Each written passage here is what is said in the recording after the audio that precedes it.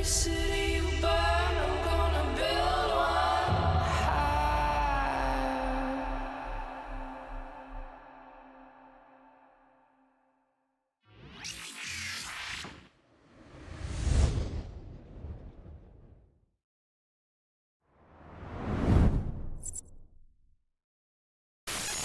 Greetings, fellow Empyreans. I am Ashtarothi, the voice of New Eden, and it is Juneteenth, YC128, and this is the Eve Universe Show. Welcome, welcome, welcome. Yes, I do want to say happy Juneteenth to everybody, but also that is officially now how I remember what day it is today. So, yay. All right. So today, though, last week we did a lot of streams because it was the new expansion. This week has been a lot of stuff in real life, and so I wanted to stream a lot more this week. Couldn't, but can today. So here we are today, and I felt really bad because I was supposed to stream on Wednesday and Thursday for sure, but then I didn't. I worked on other things, so I wanted to make sure that I had something juicy for us today. Because, like, one of my big problems is that we get so excited about, like, the FanFest announcements and digging through all of that, and then all of the stuff up until the expansion, and then all the stuff about the expansion.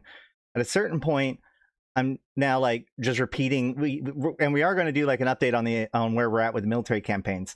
But it's like, how do I build whole episodes? What else do I bring in there, especially with everything else in my day? So today, I wanted to tackle something that has been asked quite a bit, and I'm very nervous about doing, so it should be a fun segment, which is everything that I know about industry. So that's what we're going to do today. I want to cover the news, of course, and then we're going to do that. And then if we still have time, we're going to cover the MER. Again, no promises, because, the idea of I'm going to do a segment on industry, we'll see. We'll see how it goes. I have some plans. I'm excited. You should be excited. I like the stream.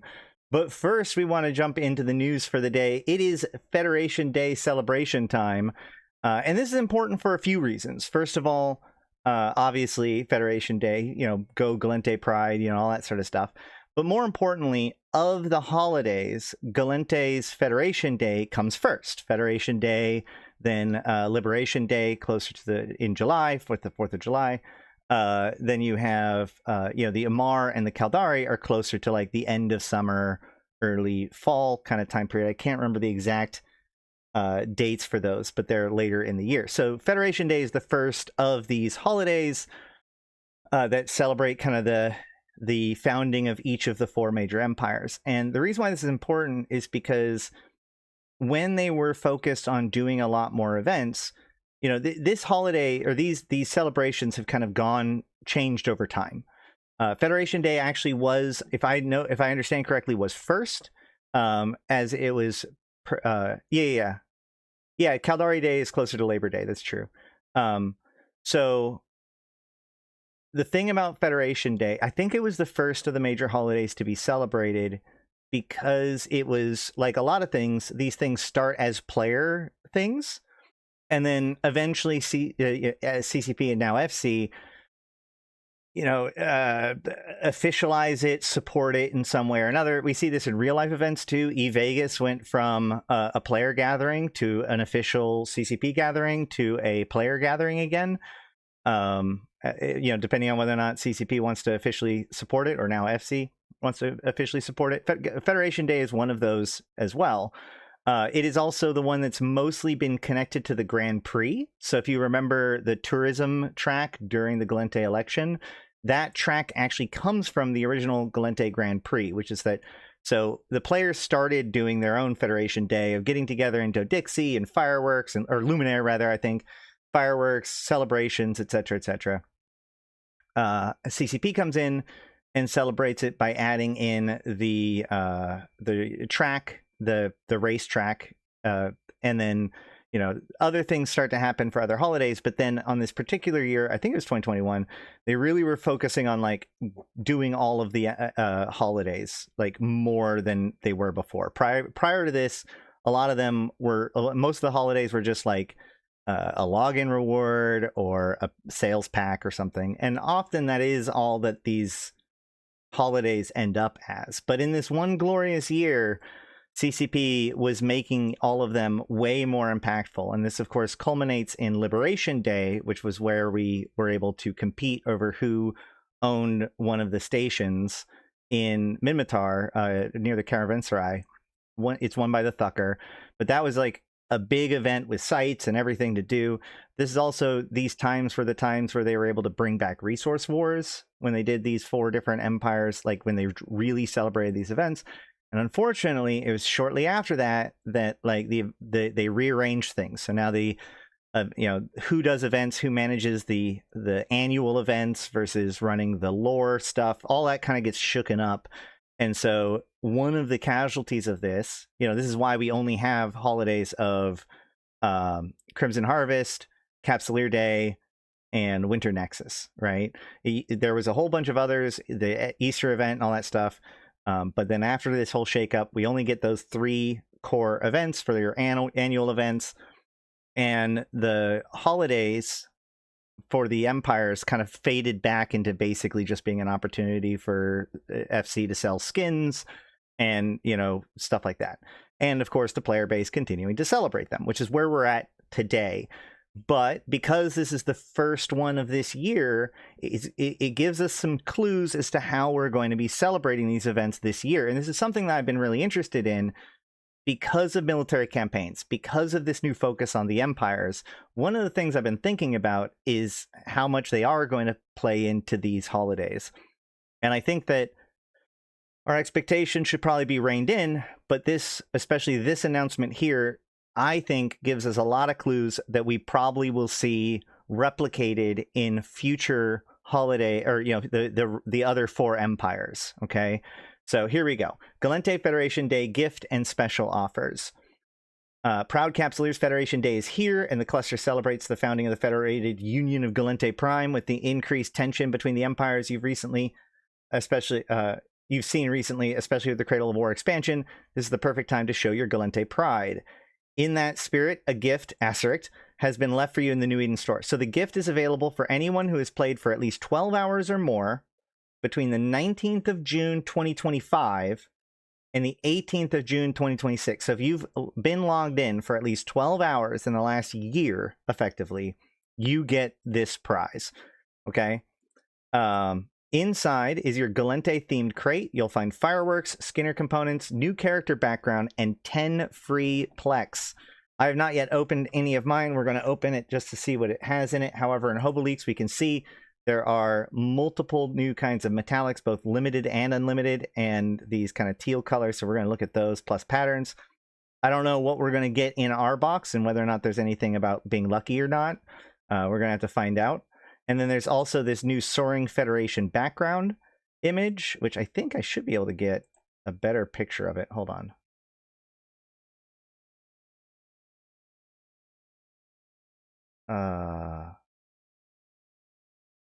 It's not that much better, but you can definitely see it's the Gallente Eagle. There we go. So everybody's going to get this one. Well, at least everybody who's logged in at least 12 hours. And I think that, like I said, I think this is going to be important because I think that this idea for the crate is basically the new thing. I would not be surprised if we saw, because we've been seeing them do more stuff with backgrounds and stuff, like now that they've made it so that they can introduce backgrounds in this way. They've been doing it over and over again. They did the 2 for the expansion. They've done the 4 or the 3 for the election. This is something that they like to do, and they're trying to, it's a new thing that they can do, and they're just trying to see where they can pack it in. So in that sense, in the crate, you do get a Gallente themed background, which means I assume that by the end of the year, we should have a new background for each of the core 4 empires with their logo and stuff, which could be pretty cool. Otherwise, the Gallente just now have a lot of backgrounds. And then also you get 10 free Plex. In addition to that, there are these skins that are now for sale, the Pride of the Federation skins, which are available in the Nest store. So this is not like part of a pack or anything like this. These are available in the game, but only for Plex in the main store. I am kind of interested in a couple of these. We can check those out.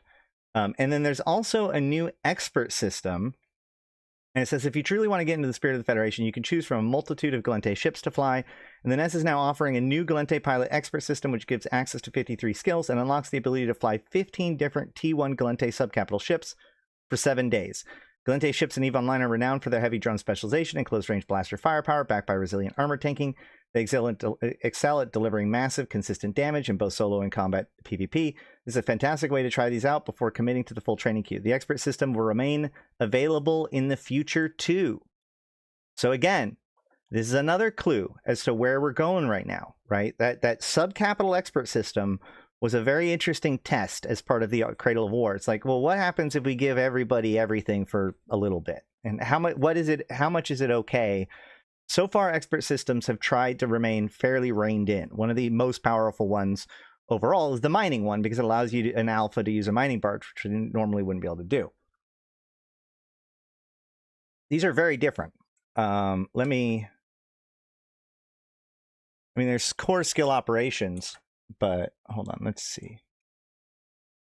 I think I can just pull it up. Can't I?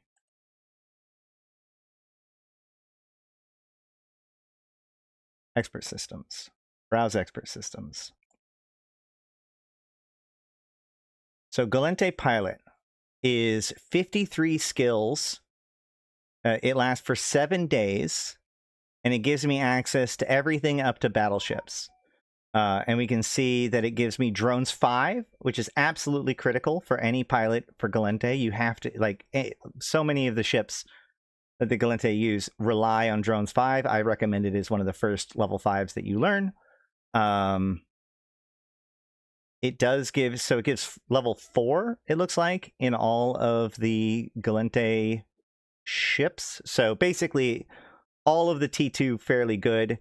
It does give all T2 weapons systems, all T1 pretty good. Likewise, all the weapon systems are T1.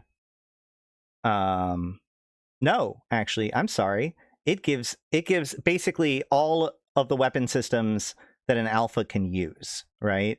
So T2 medium and small weapons, T1 large weapons,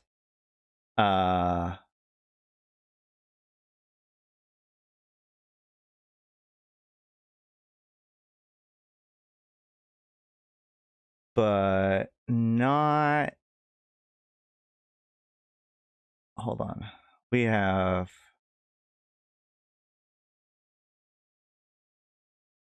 light, there's light drone operation 4. So not T2 drones.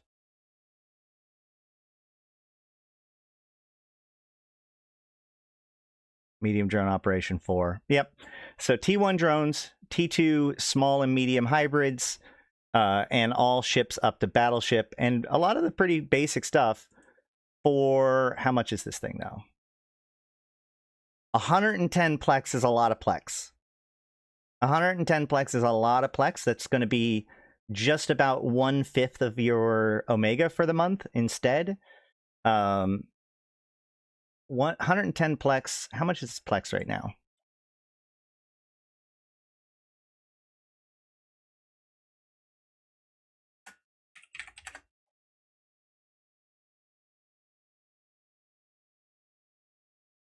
Plex is sitting at, wow, 4.6. That's pretty low at the moment.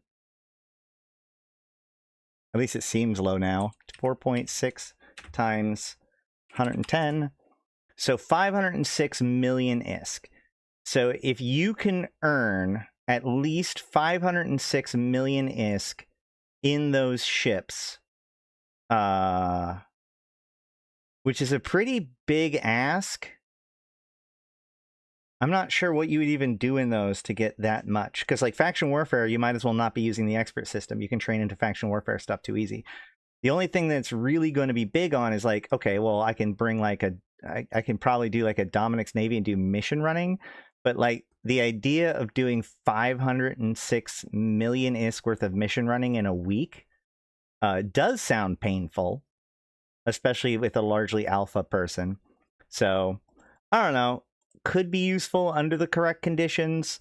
Maybe if you are still training your stuff, but you also want to use it right now in the meantime, and next week you'll have it all trained, but you just want to use it for now, it could be good.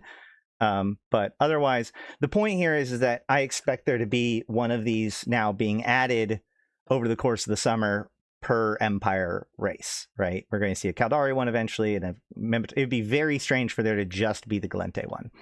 So there's that. And then also on the New Eden store, you can make sure to pick up your 15,000 skill points for the week if you haven't done that yet, as well as your crate.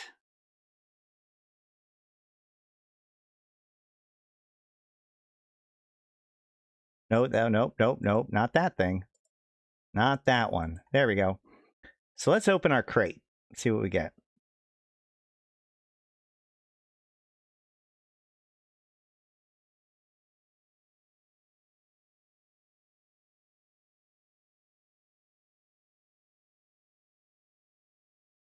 I am on my industry character today. Wait.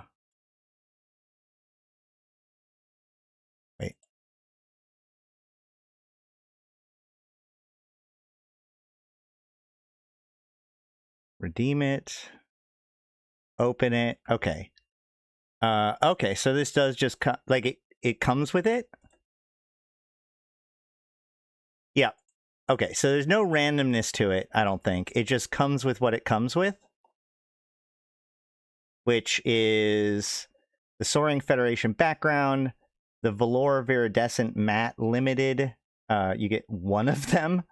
Liberty's Wings Limited, you get one of them, and Intaki Emerald Metallic Limited, which those aren't even the ones that got added today. Wait, hold on. Yeah, those aren't even the ones that got added today. So that's really interesting. I wonder which ones got added today. Let's find out. I promise I'm not trying to avoid getting to the industry stuff. I might be trying to avoid getting to the industry stuff, but no, it's... I feel like this is worth going into. New note. Let's see. 0619. All right, we got... Hey, Wayne. And Hobby. So, let's see. What is this?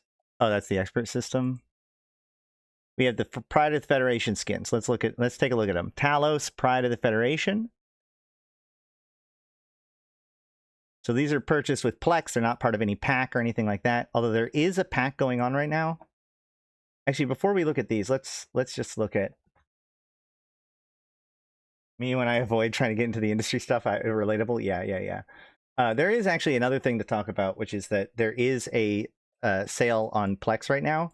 I've talked about this before. This is, in my opinion, one of the best deals that they do, when they just give you a discount on Plex or Omega, and then there's skins on top of it.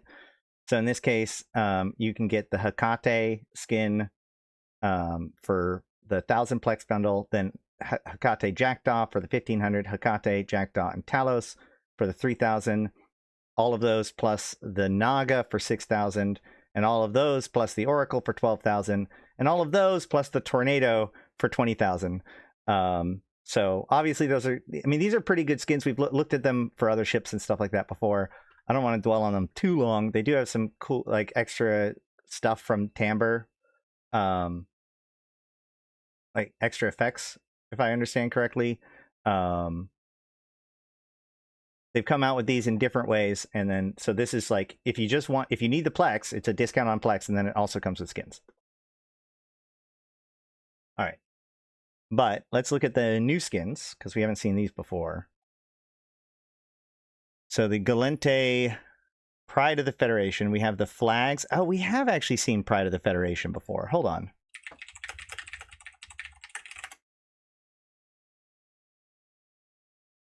Okay, yeah, we have seen Pride of the Federation before. We've just seen it on other ships. So Talos looks really good. Of course, the Talos is, in my opinion, one of the best things for, like, bashing structures and stuff. The large blasters, very good for that. Other than that, not overly popular as far as the T3 or the assault battlecruisers go. Hyperion, I think it's a wonderful ship. Some people disagree with me. Those people are wrong. This is a good skin for it. It makes it look really good. Now, the problem with the Pride of the Federation skin is that the things that make it look good for it, you could just probably get a good, nice white, black, and gold effect on your Skinner, but you wouldn't get these banners, which the banners are really subtle on the Hyperion, but you have Duval Laboratory and the Galente over here. Yeah, and over here.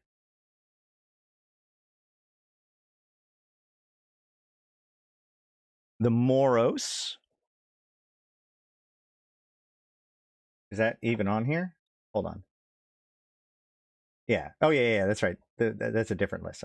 I got the two confused. Yeah, the Moros is almost 700 plex, so you better like it. It's got the Rodin's Shipyards banner, and it's got the where's the Galente banner? It is a good way to figure out who manufactures any given ship line, right? Yeah, Rodin's Shipyards. It has a quote from Rodin on here, so yeah, you can kind of tell which ship line, which producer produces each ship if you didn't know otherwise by looking at the Pride of the Federation skin. Is there no Galente? There's so much space on this thing. Why is there no Galente banner?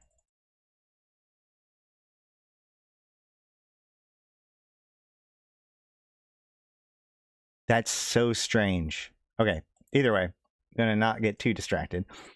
The Ninazu, which is the fax, the Repper. This one also has the Rodin Shipyards, and this one does have the Galente one too. So good. The Carries, which is a very fun ship. Ewar frigates are often sometimes a challenge to pull off.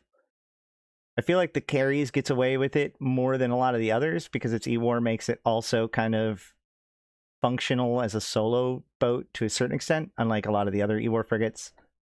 I don't know, maybe that statement's crazy. Ewar frigates are cool. I wish I saw them more. But either way, you see the Duval Laboratories logo down here, and there is no Galente one on this one. Industrial Stalling 5, yeah, you know. The Arazu. The Arazu gets one. The Arazu just recently got a brand new model, too, so it looks baller. You've got that Duval Laboratories at the bottom, no Galente banner. But the coloration really does get to show off its new model look. The Kronos, of course, the Marauder, King of Battle. So this panel up here will flip up as well. There's the banner. Duval Laboratories in the back. Once again, lots of space, no Galente banner. I'm going to protest. Kronos has some really good skins, though, doesn't it? Just in general? Well, some.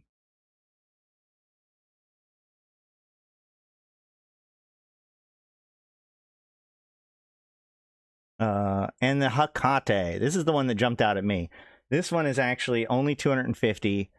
The Hecate doesn't have that many great banners, and this does look very slick and has the Rodin Shipyard banner, especially if you're mad that Rodin didn't win the presidential election. Show your anger with polarized blasters on a Hecate. Hey, what's up, Blue Jay? So that's it for those. And then there's a Soaring Federation background, which I can't preview still. All right, let's look at the Skinner stuff, and then we'll jump into other stuff. The NES has a Federation Day thing for free. Yep, that's what we're covering right now. Well, we just covered it.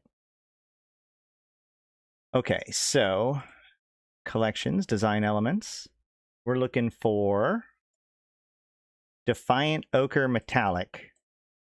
So it's a metallic. I need...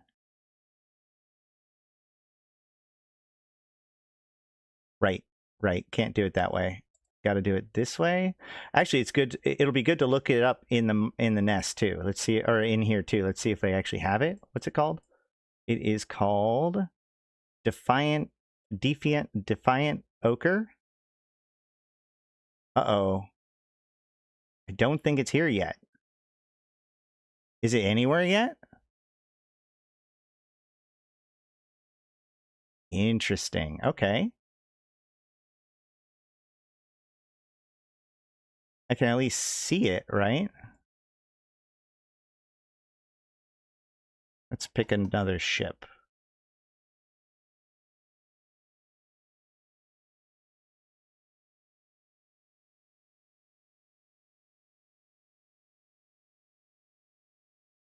All right, we need, it's just one of these orange ones. Hold on. There it is, Defiant Ochre.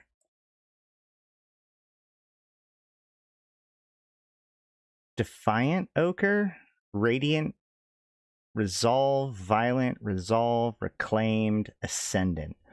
Man, it makes me wonder what these are going to be part of, because you have, okay, so you have Deviant Ochre, Radiant Auralite, Resolve Stratos, and Violent Surge.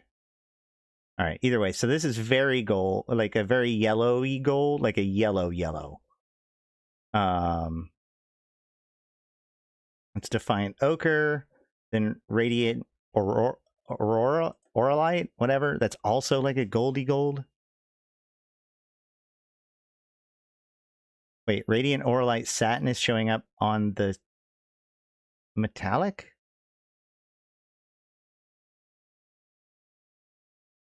That's like a shinier. I don't know if these are ready for prime time yet. Resolve Stratios Gloss. What does that look like? That's the teal one.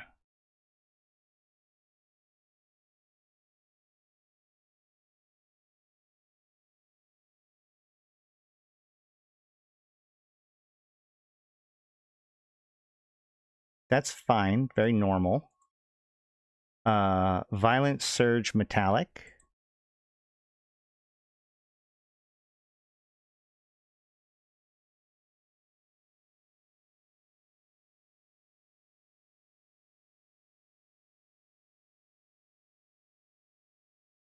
Violent Surge Metallic. It's basically the same teal, but metallic. All right. All right. I wonder if these are just supposed to be part of something normal. Reclaimed Dawn Satin. Which one is that one? Is that the one that's interesting to me? Hold on. One of these. Oh, yeah. That looks so good. Hold on. Don't disappoint me. Yeah, okay. It's like, this is Easter as hell, isn't it? That's very Eastery. It's got like the, it's almost like pastel pink and pastel blue at the same time.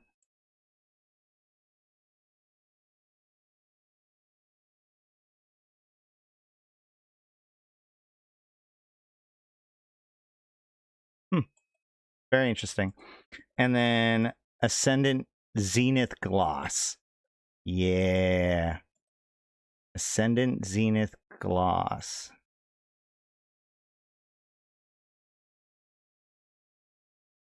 What does that look like? That's the one I want to see.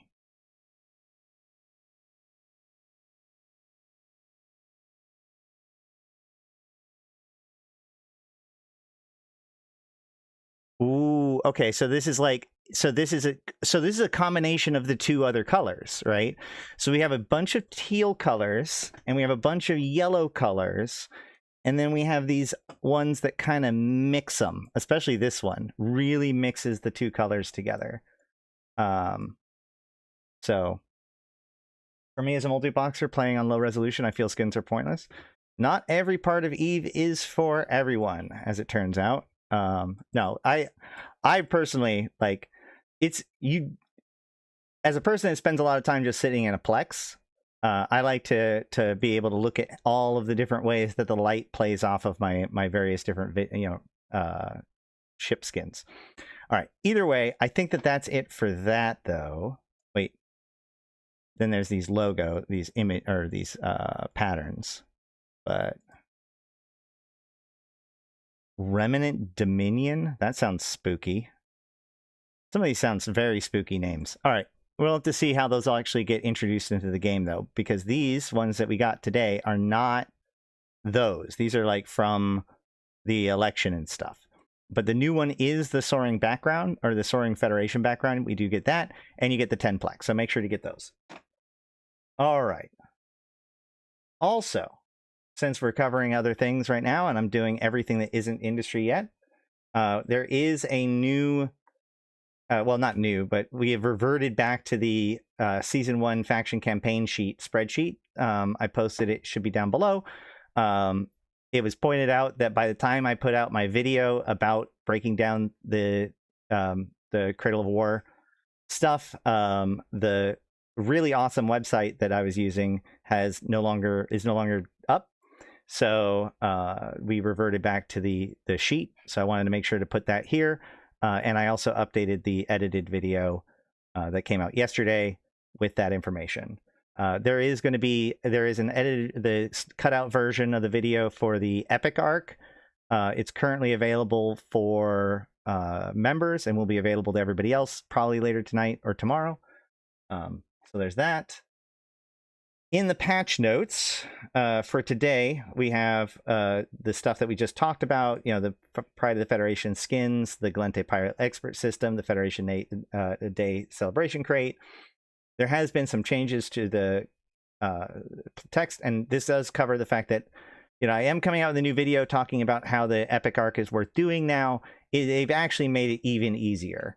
They made even more changes after the fact to tweak it in a little bit more. And some of those are even so dialed in that it makes me feel like they worked based on the feedback from that video. And if so, I really appreciate it.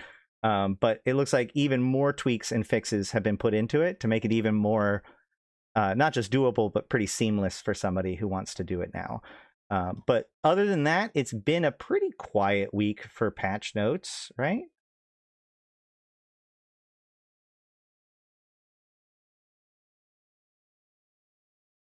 I think so. After the flurry of fixes from last week. Yeah. Also, so let's go ahead and... I will get this out of the way, though. Since we're talking about news anyways, I do want to address this. We're going to just do it in the middle of this other conversation and then jump past it. But just so I don't get called out for not talking about it, Fern and Luru has been removed from the EVE Partnership Program. This was an announcement made by FC Swift about a day or two ago. This is as a consequence of what was going on with pride flags and whatnot, or like their actions involving that. Now, these are two very separate people with two very separate cases, and I have made a video on my Decanted channel where I directly address especially Fern and his position and where I disagree with it. That said, even in that video, I suggested that what Loru did and Loru's position, I think, was very much on the fence, on the borderline. Now, I will admit, I don't watch a bunch of Loru content. I can't bring myself to do that. There are people that like him, and that's great. It's just not the kind of content creator I can consume very much of his content like actively on. So I haven't trolled through all of his stuff to figure out whether or not pass my own judgment. I'm gonna just have to trust FC in their final conclusions here. But I definitely can sympathize with someone who is attempting to create a space that is safe from those kinds of things, that people that want to enjoy EVE Online content should not have to address things that are not EVE Online in either direction. Because as much as there are some people that will be pumped up by that, there's going to be some people that feel detracted by that. Now, it's hard to do that in the moment without looking like you are siding with the people who would be offended by it, obviously. And I think that he could have done it better. He navigated it poorly in several different ways, and it looks like FC agrees. I think that hopefully he can grow as a content creator, and because this is a thing that everybody's having to deal with right now, and so I have a lot of sympathy for Loru. Fern, on the other hand, I have no sympathy for. He's actually gone on to make further videos tripling down on all of this. It is very gross. I'm very tempted to. I don't know. But either way, the point is that I think that their conclusion with Fern is obviously very well founded. I would have, if I had made a choice, I would have probably said that Loru would be like okay broadly. Obviously, FC want to have extremely high standards with their partnership program, and at least when it comes to these kinds of things, it's actually kind of interesting what sort of things that they do and don't accept for their partnership program. Obviously, if you're a ganker or if you do bad things in universe, that isn't seen as a problem. This is very much a character, like the person who's doing it, not the character, not the content. That is the thing that's being like judged here. And the fact that one of the requirements is to create a welcoming space, like that does fly in the face of what he was doing, even if it was indirect, even if it was not intended to be taken in that way. And so, learning moment for Loru. Hopefully he can see a path to redemption, and we'll be back in time to celebrate Yule with everyone, because as we all know, there is no Christmas in Eve, but there is a Yule. So if you're only going to do only Eve, then I guess we're all just talking Yule for the rest of December. No, I do hope that he comes back at some point. He has been very, proactive for the community. But I'm glad that Fern is gone, at least from the partnership program. All right. That's it for that. Let's jump back into the update on the war, or the military thing. Don't even make a joke during your stream. Do it. Yeah, somebody said that to add a prop mod to the Erebus. Yes, no, they absolutely did, for sure. Can you filament to the new system? That filament exists, but I've yet to ever see anybody talk about it or mention it. I thought the Lord got time. Look, like I said, he's a popular content creator. But either way, hopefully it's a learning moment for everybody. All right. Closing this, though, we can go into the military campaigns. Let's give our update on the military campaigns in the theater of war. Now, one of the things I saw about the military campaigns that people were griping about is the fact that so few objectives have been done. Now, granted, now we have more objectives being done, but I did even see posts on Reddit about this. And I just want to point out that these things are supposed to last for 100 more days, right? It's, where is it? In the opportunities window, right? We can see that these campaigns last for 101 more days as of this recording. So all of these tasks, yeah, but the issue is the tasks are stuck. I'm going to get to that in a second. The point is that, and I didn't really talk about this too much in the other thing, but there are, I predict that there are two phases to this process. Right now, we are undergoing what is called, what I've started to call in my head, the discovery phase, right? We don't know all of the tasks yet. We're making inferences based on one race's task versus another race's task to what kind of tasks are going to be part of this whole collection. But there's 44 total tasks. Now, in the beginning, they gave us, I think it was 4. And every day or two, they're giving out 1 more. And so within the first 50 or so days, or the first half of this event, we will be discovering the rewards. And that means that not the rewards, the tasks. Sorry, I was reading what you guys are saying. I'm not talking about the rewards at this point. We're just talking about the tasks themselves. So for the second half of this season, we will likely have most of the tasks at our disposal. And so at that point, it'll be just a question of which of the 30 tasks do we want to work on in order to make them happen, right? So 14 of the tasks could fail and still overall succeed. So the problem that I have right now with tasks completing is actually the opposite. I actually think it is considered pretty bad. Well, you can't get the maximum title. You probably might not be able to get the top title without doing some faction warfare. Hard to say yet without seeing all the titles. Or all the tasks. It could be that 22 of the tasks are faction warfare and 22 of the tasks are not faction warfare, in which case you could get the title with just doing every single non-faction warfare task. You'd be able to skip 2 tasks that are not faction warfare related if that was the case. But again, we don't know, right? We don't know what all the tasks are going to be. But we do know that if you want the top title and if you want all the skins, you got to get 20 of them done. So that ends up meaning that, in my opinion, these numbers represent a far different problem than what people think.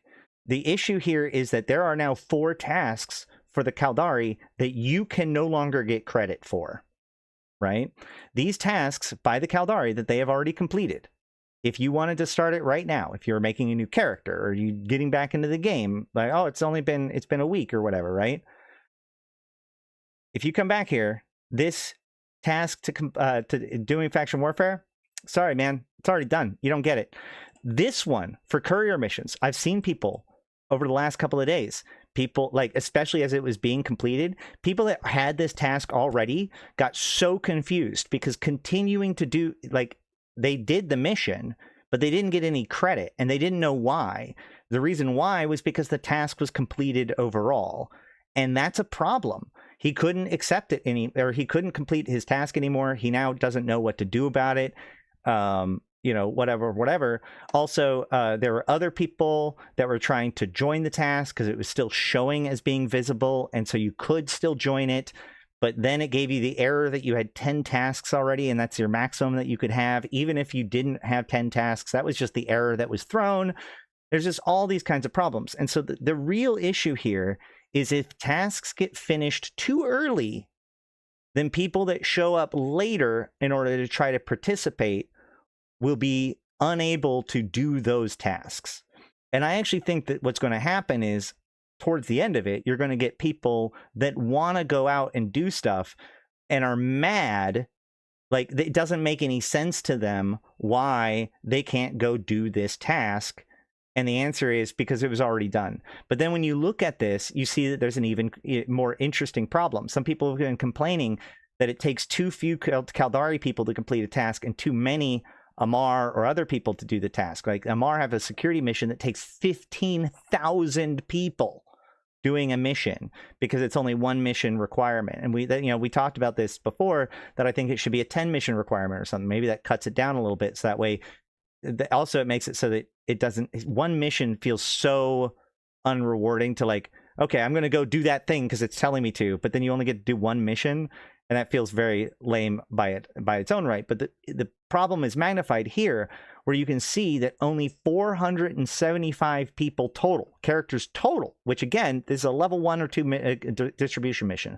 How many actual human beings got to complete this task versus doing it with their swarm of alts? 1 multivoxer could take an 8th easy of all of these points all at the same time. Meanwhile, there are people that would do this distribution mission, might be even doing distribution missions, and haven't even seen this yet, so they haven't been able to click in to get their task. At least with the Amar one, for the entirety of this 100 days, we're going to be able to tell people, hey guys, do Amar a solid. Go do 1 level 3 or level 4 mission for the Amar. And now we can, like, work towards it as a community. This one is locked out. Nobody gets to do it anymore. Nobody gets credit for it anymore. It's a dead mission. Which means, shoot,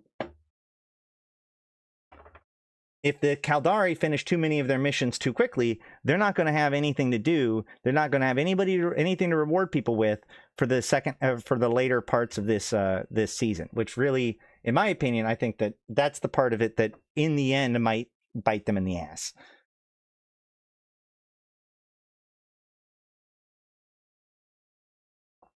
Yeah, the build Vespa ones for Caldari also requires 12,000 people to look at industry. Well, the nice thing about that is again, like, it doesn't actually, so building Vespas doesn't take very much skills. I actually really like the industry ones. We're going to talk about it, or, like, we're talking about industry today, partially inspired of it.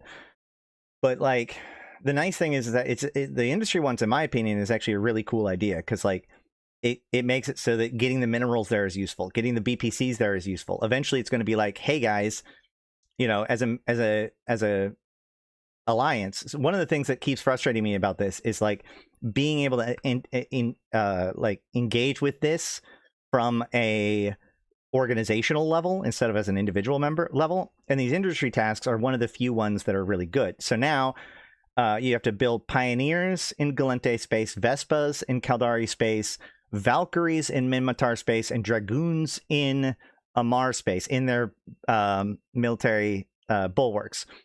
And so what we're doing is, like, I've been printing up Pioneer BPCs and Valkyrie BPCs. So now as an organization, you know, we've been pushing out, like, those of us who have the correct blueprints are making copies, getting them out to the correct locations. We're getting the ore to the correct location. So now if you want to do any of those build tasks, please DM me, especially if you're in the convocation. We will provide you the tools, or, you know, the BPC and it could be the materials to build the stuff. And then you just get the credit for it. And then the idea is that we could even, like, make a corp project to turn in all of the Vespas and everything, just so that we can, like, collect them all or whatever, or a corp project for the BPCs in order to collect them. Like, we're very, very close to having some pretty cool ways for corporations or organizations to collectively engage with these things. So it's like, okay, well, now it's just everybody go to this location, grab one of these BPCs and build. Make sure to participate in the task before you do. FC hates Caldari. That is an insane take.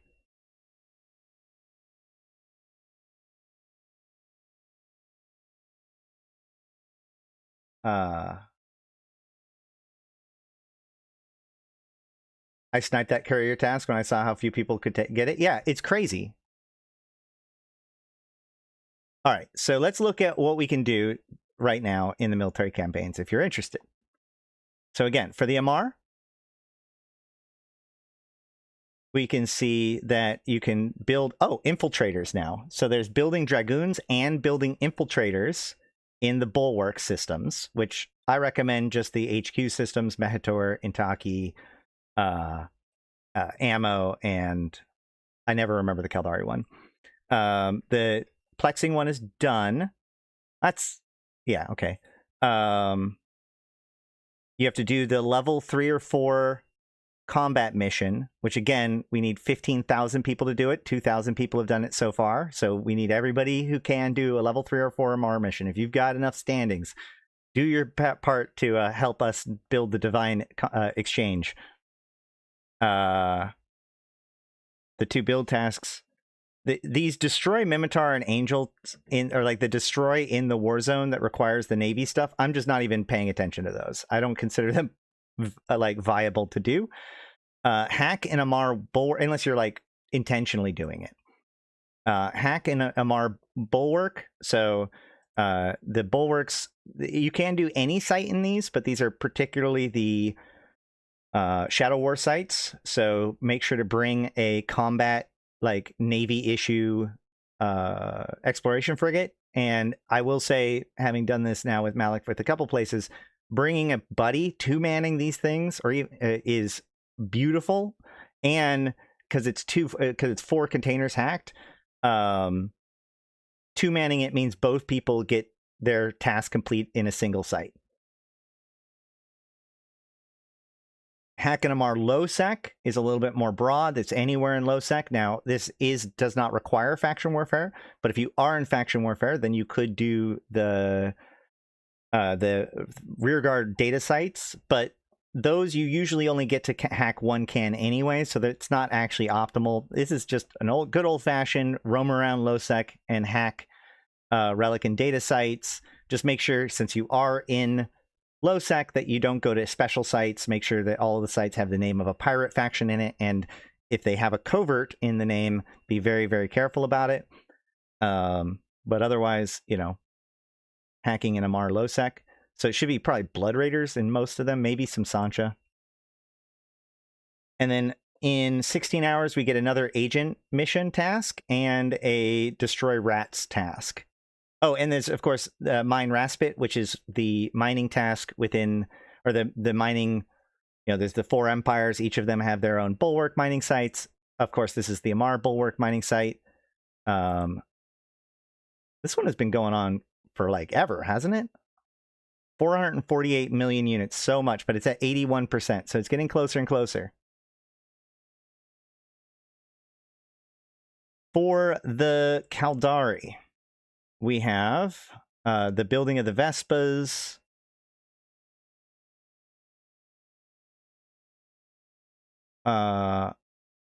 We have ratting in Caldari space.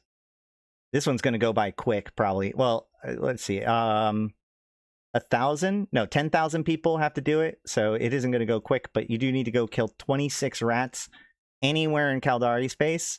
So if you're doing stuff in Caldari space and you're not participating in this, you're just throwing away the value. Mine Polycrace. This is the Caldari Bulwark mining site.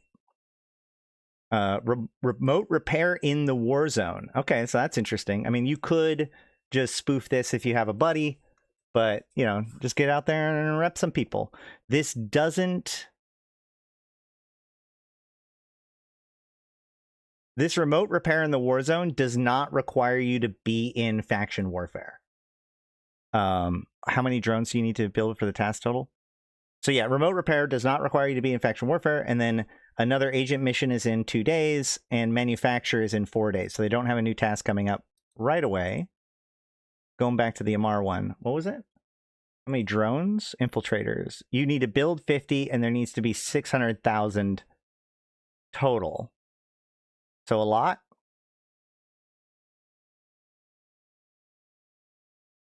Galente.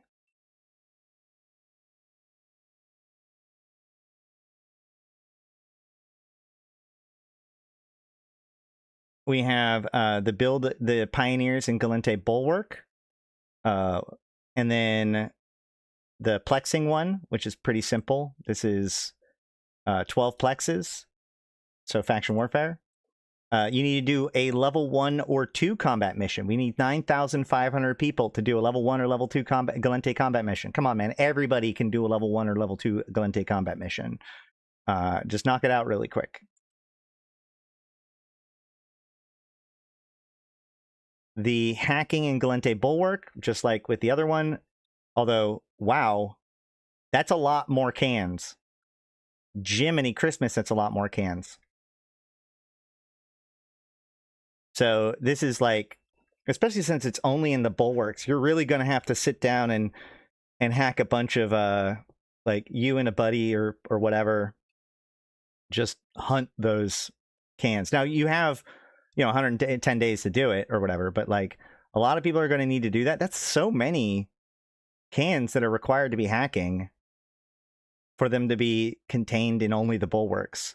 That's actually a lot. Oh yeah, as a wormholer, very little of this is going to affect you much, for sure. Mine Nice. So there's mining in low-sec. Nice is a low-sec ore. There's various people that are figuring out how to do that. Mine Mossonite, so this is the Galente mining task. And the capture or defend faction warfare complexes is coming in 3 days. So we're not getting any new ones in like a couple of days. So maybe I'm wrong about when we're going to have an idea of all of the different tasks. I assume that's within the first 50 days, but maybe it's going to be longer than that. And then for the Minmatar, there are building Valkyries in the bulwark, plexing, completing courier mission. This one's also almost done. 2,000 people get to do one courier mission of any kind. Any courier mission of any kind. 2,000 people get to do it. You only get to do one mission, though. So that's going to be done probably by the time the stream is over. And then the destroy one is like this one. I don't think is worth doing. Destroy hostiles in Minmatar high sec. So just go rat in high sec. Any killing of ships, and if you're doing any combat whatsoever in high sec, make sure in Minmatar high sec, make sure you're participating in this task. Hack in the Minmatar bulwark also has only 4 cans, which is pretty normal for these hacking ones. Hack in the war zone has 26 cans. And this is everywhere in the within the war zone. It makes me think this one is anywhere in the war zone, and it's still less cans than the Galente one. That's crazy. Mine Dark Ochre, so again, low-sec ore. Mankiganite, that is the mining in the bulwark. So I think that there's a task for all 4 empires for mining in the bulwark, except for the Caldari have already finished theirs. So Sorry, you don't get to do that one. And then Damage Capsuleers is coming in a day and a half. So, yep, that's there's plenty of opportunities for you to do things if you just want to grab like the first thing. Like you could build some Valkyries, you could do a courier mission, and you can do one hacking in a bulwark or whatever, or even just rat a little bit, and boom, you've already got your first tier of title and your first skin. So not too bad there. And then likewise with the Gallente, you could build the Pioneer, do a basic mission, and then just hack in Gallente space broadly, which, by the way, pro tip brought to my attention for this one, the hack in Gallente space. This is anywhere in Gallente space, 24 cans. So here's my pro tip for this one. You can go to the rookie systems, and the rookie systems have relic and data sites for rookies. They are extremely easy to scan, and they respawn extremely quickly. So you can just go to any of the rookie systems and just scan down all the cans and just hack the crap out of them in order to do it. If you do it in the rookie systems that are not in Exordium, then you're not actually even worried. You don't even have the moral concern of like taking these from real rookies or whatever, because most of them are all in Exordium now. So you can just go to any of the Gallente starter systems and scan and hack away. Do we think that they might actually balance these goals once they understand that it's a bit busted at the moment, or do these fail and second round of campaigns going to do better balance? They have said that they can change the numbers if they want to. They're open to rebalancing after time. I don't think that the player base are wrestling with these challenges correctly, because like at first everybody just assumed, oh, they're all going to succeed, blah blah blah, you know, like it can't be failed, because the only reason why they might fail is if nobody cares. And then we see the numbers and people are like, oh my god, there's no way that these are going to succeed. And you know, if I was balancing this, my response to everything I have seen from the player base and their reaction to it is, oh good, it's working, let it ride, right? Like, because again, this is going to play out over the course of 100 days. We're thinking about it in the terms of now. I'm more concerned about the tasks that are already completed, not the tasks that we don't know if they will be completed. I think it will be exciting if we can complete the MER task, because it'll be hard. It's not going to be something that happens by default. People are going to have to try to sell people on the idea of doing a level 3 or level 4 mission for the MER in order to get it done. It does make it kind of problematic that there isn't like that big of a reward for actually doing the thing. The standings and the LP and the ISK isn't that excessively good. Now, obviously, the tasks themselves are also rewarding, but again, this is why asking people to go all out of their way to do a single level 3 or 4 mission is a pretty big ask. I don't know. We're going to have to create systems where like, we already have the ships there ready for you. Just go and do the mission in order to get people to do it. But that's what makes it into a collective effort. We're going to have to figure out whether or not we want to collectively solve some of these problems in order to get it. And that only happens when the numbers are so high that you do have to like consciously think about it. So in some ways, I think that that's good. I think that the biggest fix that actually needs to happen to these military campaigns is the idea that like once the goal gets hit, people should still be able to participate in it, right? That's the biggest fix for me. I think that all these tasks, even if they're completed, you should still be able to complete your version of the task, your contribution to the task, even if the overall task is already completed. I don't know if that's like viable with the way that they've set this up, but in my opinion, the biggest problem is that the tasks actually lock out over time if they are popular or if they're not big enough. But I think that the fact that everybody assumed that we're always like the assumption when it comes to these kinds of seasonal events or community tasks, the assumption is that we're just going to make it, right? It's true across the board. And I've said that I'd really like it if maybe one of them fails. Right. So I think that failure wouldn't necessarily be bad as long as we accept the fact that these are things that could be done. Right.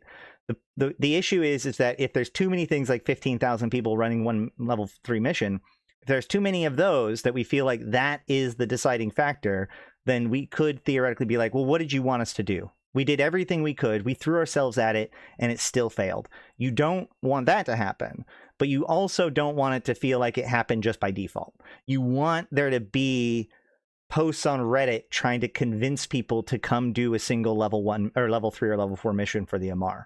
You want there to be a concerted effort that makes the difference between failure and success. And balancing that is going to be extremely hard for them to do. But we're going to have to see how it plays out. I think that anybody predicting anything right now is just talking out their ass, because here's the thing. Here's how much I think, and obviously everybody has the right to talk out their own ass. Lots of people are doing it right now when it comes to this. And you might not be wrong. It's a good prediction. But my point is that there are only 10 tasks right now available for the Glente. There are 10 for the MR, there are 11 for the Caldari, and there are 10 for the Minmatar, which means if every single task that currently exists fails, the empires could still succeed. They're allowed to fail in 14 different tasks. We have no idea what all of the tasks are going to be, or like how it's all balanced in the end. So like this, like, oh, like it may, in the end, this 15,000 people doing an advanced combat mission, maybe we won't do it. Maybe we never succeed. There's still 30 other tasks to maybe get done. So I don't know, man. I think that the doom and gloomers are like a little bit jumpy on the gun on this one. But I also really like the fact that there are doom and gloomers, because again, as we went into this, the assumption was it's going to just be a free gimme, right? That like most community projects in most games, it'll just happen over time. And so the idea that a lot of people are reasonably speculating that they could fail, I think that makes it even more exciting. Like that makes it actually exciting. If it had felt like it was going to just be a thing that completes over time, I think that would have been a lot worse. The only one I care about is the Minmatar one, but realistically speaking, I think it's going to fail too. I don't think the Minmatar one will fail. I don't see that happening. I mean, we've already gotten, this one's going to be done soon. That one will almost certainly be finished.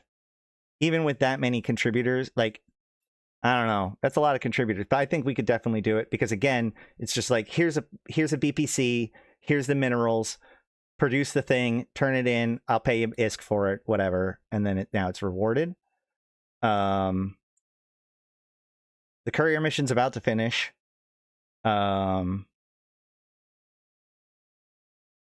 This one's going to finish. That one almost certainly is going to finish. That one is already halfway done, and it's mining in low stack, so that'll probably finish. Like I don't know why so many people are so far they're the most behind. I don't know if I'd really. I feel like these early judgments are just too early.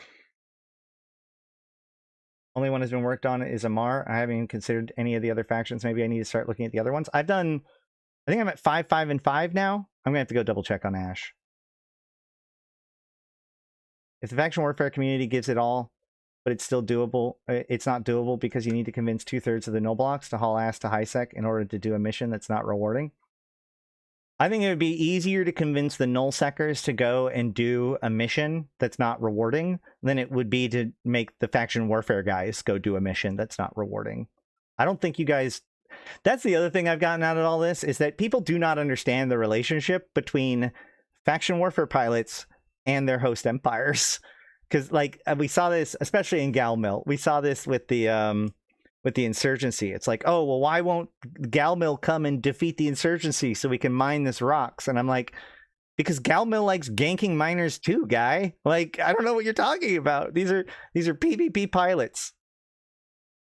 In fact, what's funny is that like a nullsec pilot can come to HiSec and be fine because they have high standings, because they rat all day.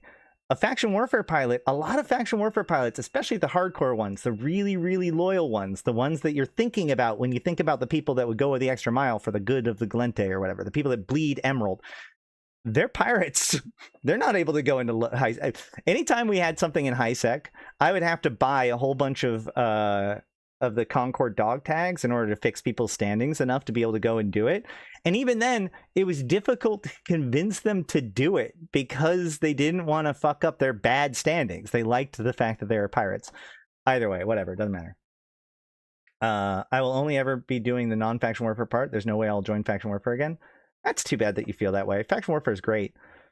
That is a big piece to this too, and maybe I'll wrap this up with this, which is that as an addendum to what I talked about in my previous video, which you can still go watch. I just put it up. It's a good video. There are 4 types of players. There are 4 types of ways to engage with military campaigns. Okay, number 1, faction warfare. Faction warfare is the most straightforward. If you already do faction warfare, you just get new sites. Make sure you participate in the rewards, etc., etc. Because there's just different rewards and stuff for you for doing the same things that you already do. And there's more targets out there to do stuff. And there's the mining in low sec, which, you know, a lot of faction warfare groups like to do. The second is the people that want to make like their fortune on this event, like want to get the faction loots and stuff like that. You want to mine. So the people engaged in these mining sites, the 4 different empires bulwark mining sites, which you can see in the map. You're already going to see this where there's people that go and mine it because it, like, if you don't have an organization that you mine for, if you don't have regular mining fleets with boosts and support or have access to those tools, these bulwark mining sites end up being some of the best opportunities for you to mine with that level of efficiency in high sec, right? So, you know, oftentimes there'll be orcas and with boosts and compression, which lets you mine faster and more and longer. And then there's also, for basically all 4 empires, there are various people that are collecting the mineral, the ore, because the thing is that the minerals that are required, the amount of the minerals that are required are huge.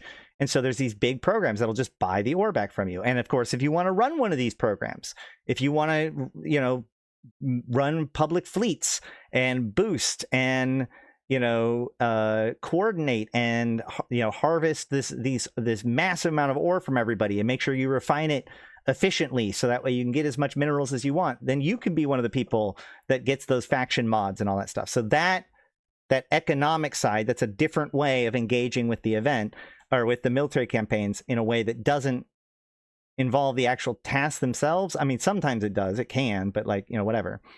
The third way is, of course, explorers, right? Combat hackers. The mining bulwark sites are actually, or not, the hacking bulwark sites are also pretty good as far as loot goes. It has the old penumbral shadow skins, which used to only be, not only could you only get them during the Shadow War event, but you could only get them for the faction that you worked for.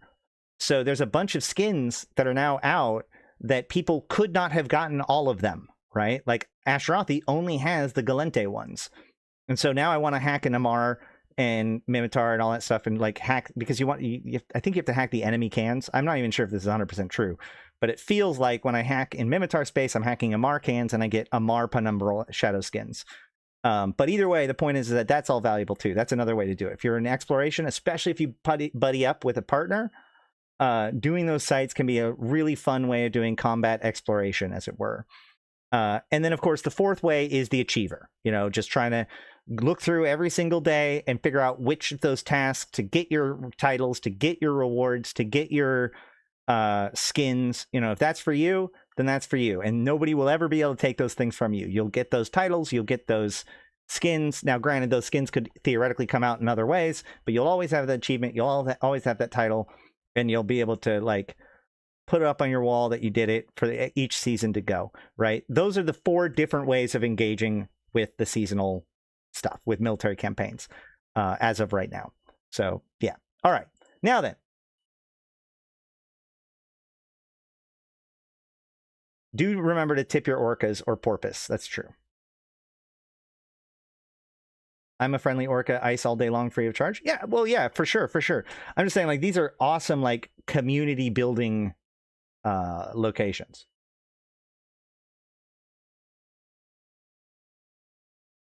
That's what my deeming is more about. I can't believe we can rally enough of the player base to get enough done. I'm glad that you say that now. I'm perfectly happy for people who are more pessimistic to state that, because it makes it more meaningful when we do it, right? All I ask is that when in 2 months we've made this big program and have gotten people done and got those 15,000 people to do their mission, and then the trade hub gets upgraded and everybody's happy and we get taxes, I don't want to hear a fucking peep about it being scripted. That's it. That's all I care about. That's why I'm glad that this is considered to be not doable, because EVE Online is about doing things that other people think are impossible. It always has been from its foundations. When CCP made EVE Online, or was trying to make EVE Online, people told them that it was impossible. When people talked about building the first Titan, it was seen as difficult, if not impossible. There's so much about this game that is about taking things that like were assumed to be difficult, if impossible, and knocking them out of the park. So I want people to be pessimistic because I want it to be meaningful when success is achieved. Or, you know, when failure is achieved, I want us to be able to look at it and be like, hey, if people cared more, we would have gotten it done. You also have to claim the titles and skins from the achievements and the LP from the opportunities. Yes. Also, if you claim a title or a skin from an achievement, be careful. It drops it directly into your ship's hold if you're in space.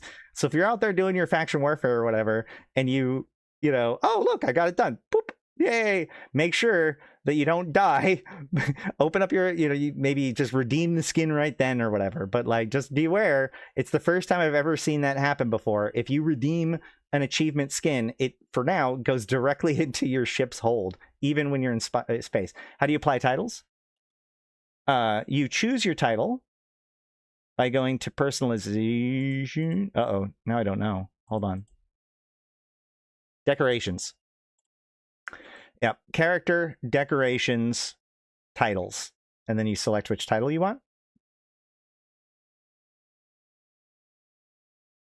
Once the time clock starts to run down, trust people kick into gear. I think that we're going to understand a lot more when we have all of the tasks. Like, that's what's going to matter, is when everything's out there, because some of them are already going to be finished. Some of them are not going to, like, some of them are going to be easier. Some of them are going to be harder. Some of them are going to be the sort of thing that we need to like drum up people for. You know, like a level 3 or 4 mission requires people that have the correct standings to do it. That's different than one that requires a level 1 to 2 mission. We just need a warm body to do it, right? You can't just roll alts and do a level 3 mission very easily. You can just roll alts all day and do a level 1 mission. So that's a big difference. We'll have to see how things get succeeded or failed, or like what effort. Because like right now, there's just, oh, if one task isn't being done, you can always just do the other task. We're more focused on our personal completion of the task. As the more and more and more tasks become available, or like as the full scope of this begins to be appreciable, that's when you'll see people be like, oh no, we really do need to get this done for our own collective interest. I think that right now, the bigger threat is finishing tasks too early. By the time they are all, will people still care, or will they just have lost interest? I don't know. It's a marathon, not a race, and the summer is traditionally pretty quiet. It'll be interesting to see how the community and how the player base and how everything chews on these tasks throughout the summer.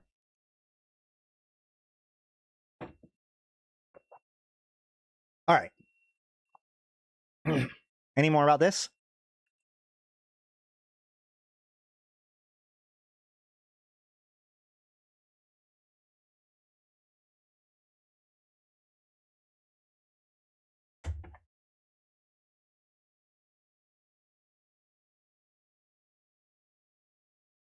Okay.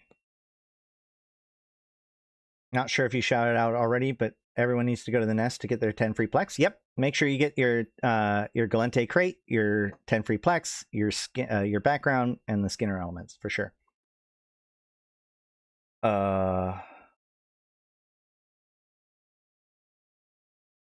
Even if said booster is AO. No, yeah, if AO is boosting the fleet, then no, you don't need to tip him. Give him a tip by suggesting that that they don't remain in that organization. That could be the tip that they need.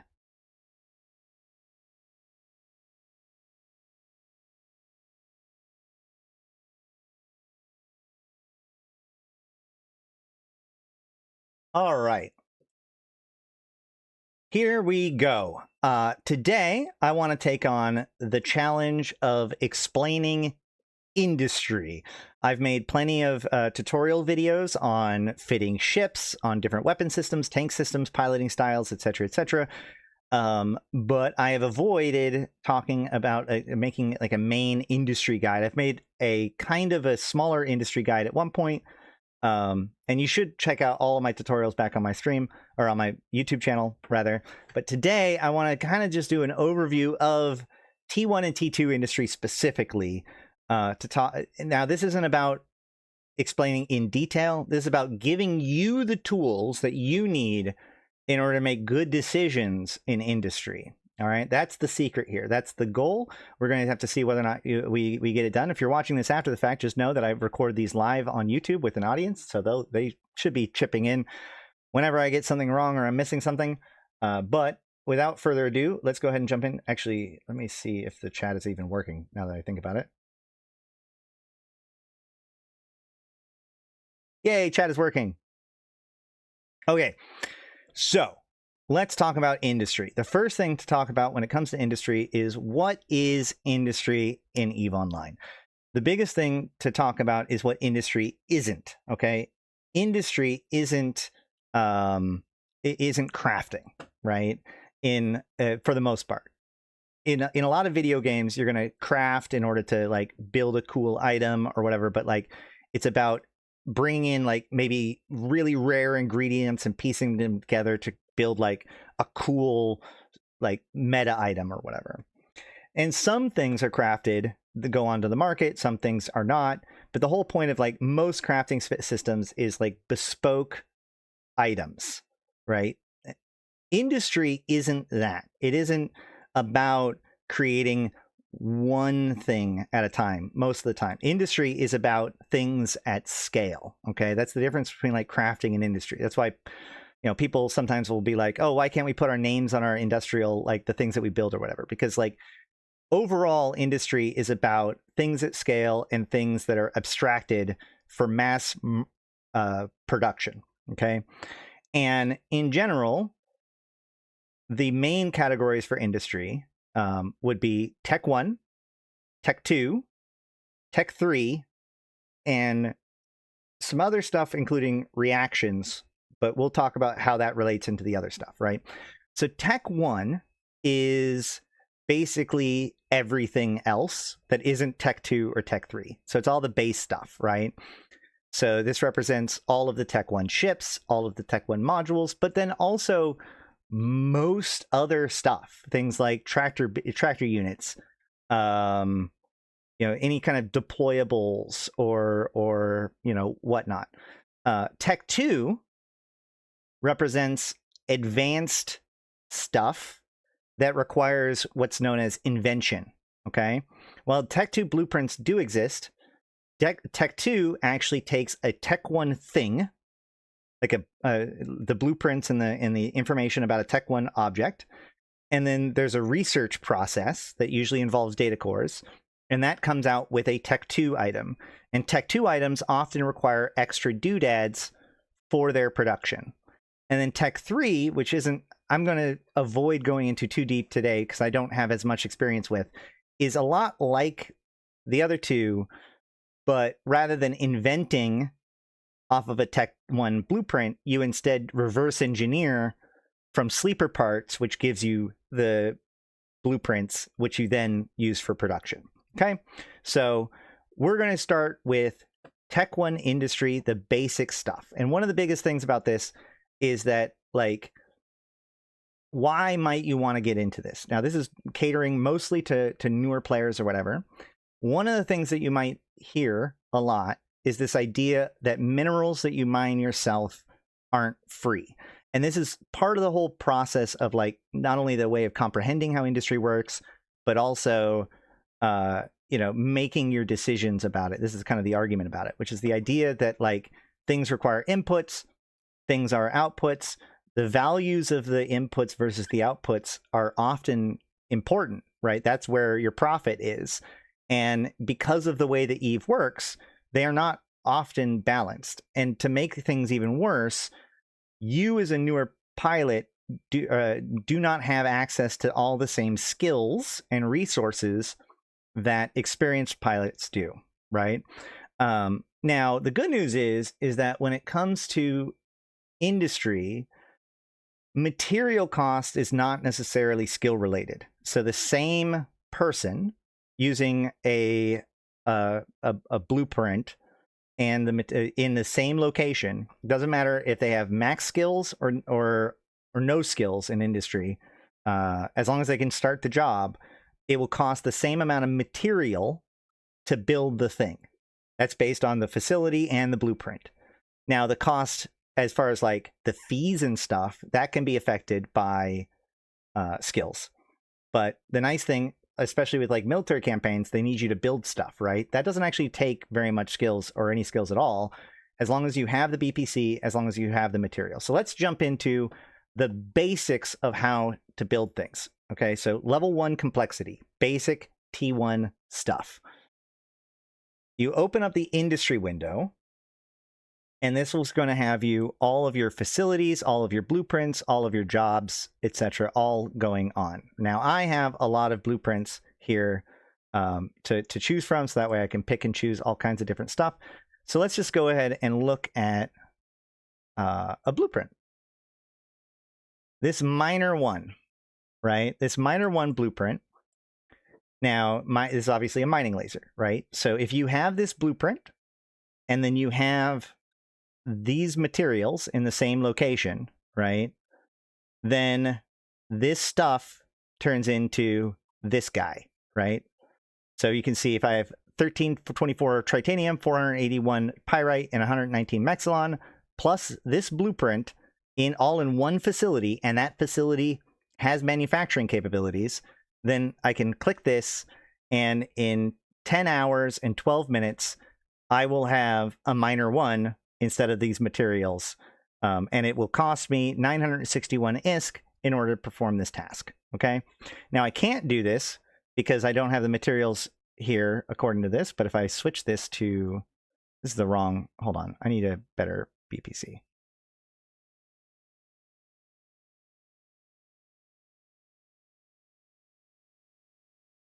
I need a BPC that's here, or BPO rather. All right. So this one, we'll go with this one. So if I have this material, which I have almost all of it, but not all of it, whatever. Boom. Great. Awesome. Perfect. Okay. So since I have this material, I have a total of 193 pyrite and 138 tritanium at this location. I can hit this button, and in I think it's 4. Is that 4 hours or is that 4 days? I think it's 4 minutes, right? We'll find out. And 346 ISK. This will be finished. So I can hit start. Oh, I also don't want this. I want it to end up in the item hanger. Up here, it lets you pick which location you're getting your materials from. Down here, you pick where the output goes to. And then if I hit start, you'll see that I now have this job running. And it's 4 minutes. It's 4 minutes and 40 seconds to complete this set of things. So I'll have 100 more Proton M when I am done with this task in just under 4.5 minutes. Great. So to summarize, with a T1, all you need is, if you have the correct materials and the blueprint and the location, and you smudge them all together, out pops the result. And it's just that simple. And so for instance, all ships, right? If we're looking at ships,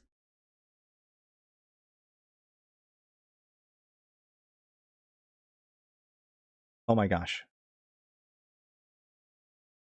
So, all frigates are going to have, well, different. E-war frigates and logistics frigates have one cost, and then all of the combat frigates have their own costs. So we can see, like, for instance, the Griffin has 6.9 million ISK worth of materials that go into it. Whereas, oh no, that's for 19 of them. Hold on. For one of them, it has 365,000 ISK worth of stuff in it, which that makes a lot more sense. Whereas this Merlin has 488,000 ISK worth of materials in it. So the combat ships have a little bit more material in them than the E-war, or the combat and attack ships have a little bit more than the electronic warfare and logistics. But basically, across the board, all the way up to battleships, it's just a matter of having the correct minerals to rub together to make the ship. All the way up to battleship. So if we even go with like Drake, you can see it's just minerals. Now, these minerals have different locations that they come from, right? We have on my infographics page on the Notion,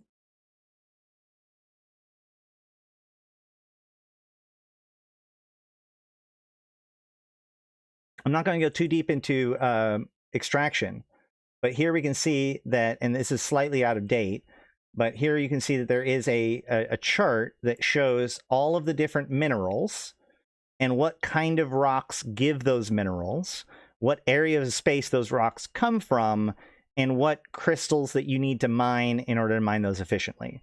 But what you can see is that there are some minerals, for instance, tritanium, pyrite, and mexilon, that come, a lot of it comes from HiSec. And then there's Noxium and Isogen, who have the primary source being in LowSec.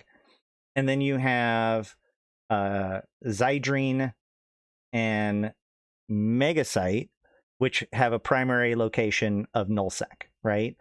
And so if you want to get into this stuff, this is one of the reasons why, like, mining all of the materials that you need in order to build something isn't necessarily the right way to do stuff. It's good to get the minerals and the materials that you can get easily, and then also just grab the little bit that you need. Like, if you're a HiSec producer, chances are just grabbing the, buying the Zydrine and the Megasite that you need is going to be the most effective way for you to get it in general. So there's going to be probably some trade for this. But the point of this matter is that with these 7 minerals, you can produce so much stuff. Most Tech 1 stuff is basically just some combination of these 7 materials. This is true for guns. This is true for ships. This is true for basically everything. Okay? So then there is the special kind of Tech 1.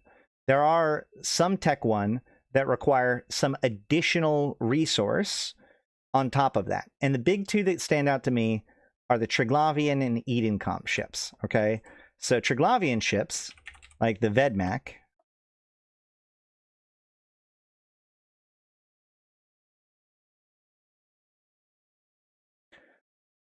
what we can see here is that it requires all of the materials, all of those minerals that we had, plus these 2 extra materials. And these are the materials that come from, oh shoot, I'm not showing anybody. What you can see here is it takes all 7 of the minerals, but then also the 2 extra materials up here, which are from the Abyss. And then these 2 down here, which we will get to in a little bit. We're just going to call these, for now, we're just going to call these R4 reactables. They're going to show up a lot in T1 as it gets more complicated. And then likewise, we can go to the Stormbringer.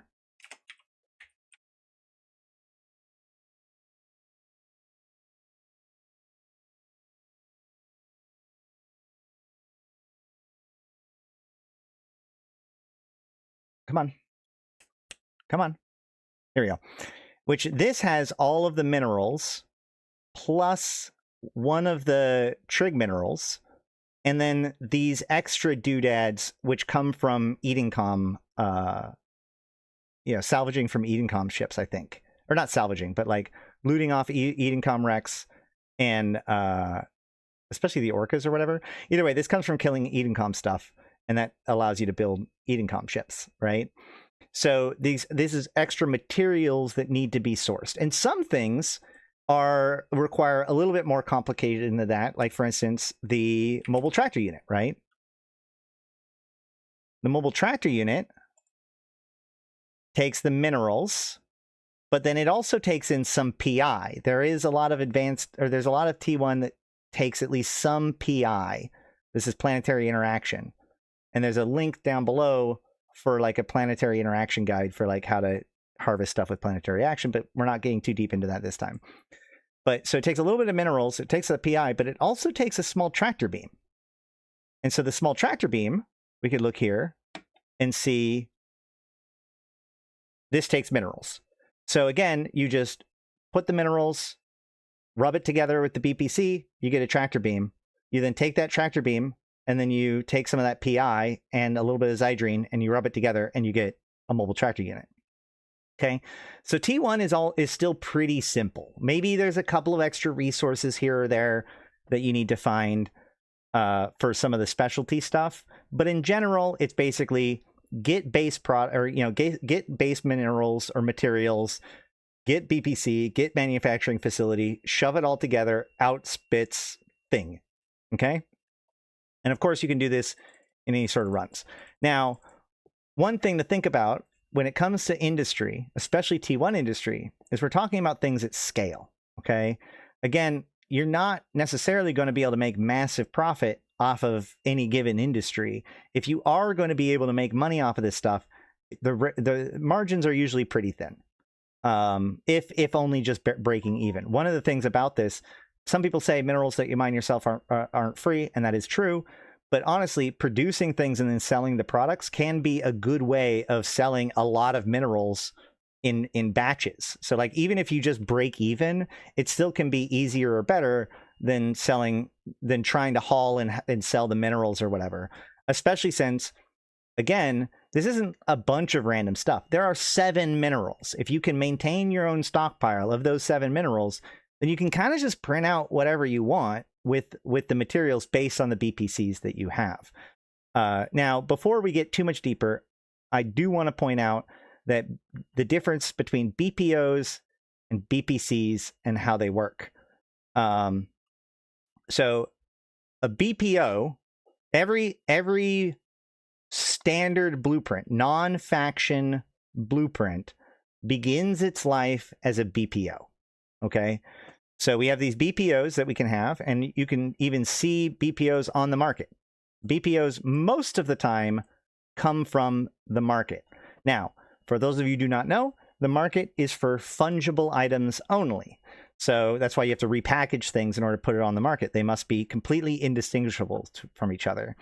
And the only time that BPOs or BPCs are fungible are when they are completely unused. Okay, they've never been touched. They've never been used for any kind of industry whatsoever. So these BPOs that are on here are completely untouched BPOs, and they're mostly sold by NPCs. This is where they start. Okay, there are 3 different things you can do with a BPO. We've been talking about manufacturing off of it, and that is definitely one of the more important things that you can do with a BPO is you can use it for manufacturing. But we have 3 other buttons here, and then 2 grayed out buttons. The first button is material research. There is material research, and there's time efficiency research. So basically, anytime you get a brand new BPO, it is not as good as it could be, because every BPO can be researched up to 10% material efficiency and 20% time efficiency. Every cycle of study or research on your BPO, if it's material efficiency, it's worth 1%. And if it's time efficiency, it's worth 2%. So you get twice as much time efficiency, but it's the same amount of effort in research. And how much effort it takes depends on the BPO. Okay. So if we go to this small tractor beam, right, and we see, oh man, this one's completely unresearched. I don't know, I want to research it. So I can go here and I can say 10 runs, it is going to be a 10% material efficiency blueprint when this is done. It's going to take me 3 days and 13 million ISK. Okay, I mean, that's fine. Good thing I only need to do this once for this. And so I can put this in. But then if we look at, let's say, that Drake again. This Drake BPO is also not researched. So what happens if we try to research this all the way up? Oh my God, hey, Nick. 07, Nick. As I remember as a newbie, I struggled to turn raw ore into minerals without losing so much ISK that if I built the stuff with it, I would have lost money compared to selling raw ore. That's actually a really good point, Strawberry. I will drive home right now, which is that as a new player, like you might think, oh, I should mine my own stuff. But there's a lot of stuff that goes into efficiently mining and efficiently reprocessing minerals. So while you're doing industry, you might as well think about things in terms of like just buying the minerals yourself while you perfect more stable methods of getting your minerals yourself, if that's what you want to do. Like if you don't have really good reprocessing skills and a good reprocessing location and whatever, you are throwing away minerals versus just selling the raw or rocks and then buying the materials that you need.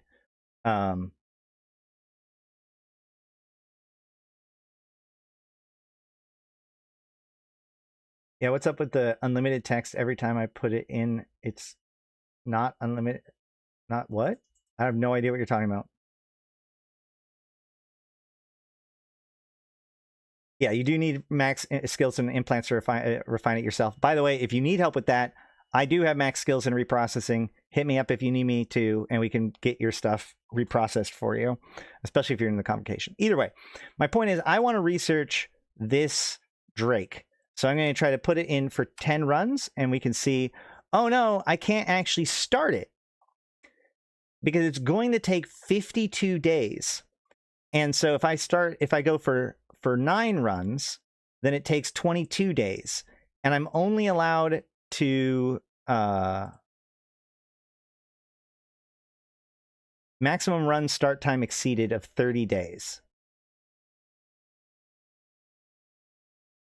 So I'm not allowed to research this at one time with 10 runs. I would have to do it as 9 runs, and then in 22 days and 123 million ISK, then I would have to do it for that last day, which that itself will be 30 days.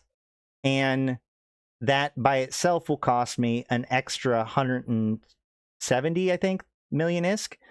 So, you know, when you start getting into battle cruisers, when you start getting into above battle cruisers, like getting those last bits of research ends up being a big ask. But anything below cruiser, like you should never use a BPO that isn't researched as much as you possibly can. Okay, so you know, if you, as an industrialist, what you start to do is you buy BPOs. And then you just can start to research them. You can use your science slots, which you get with the science skills. And you can just, over time, be researching your BPOs until you get a nice collection. You also, remember I said you can't get them on the market, but you can get them on contract. Before you decide to start doing this stuff, like, okay, I realize that this Drake BPO is going to cost me, what, 300 million plus another 300 million probably. Yep. So 600 million to research all the way up. I wonder if I can find it in contracts.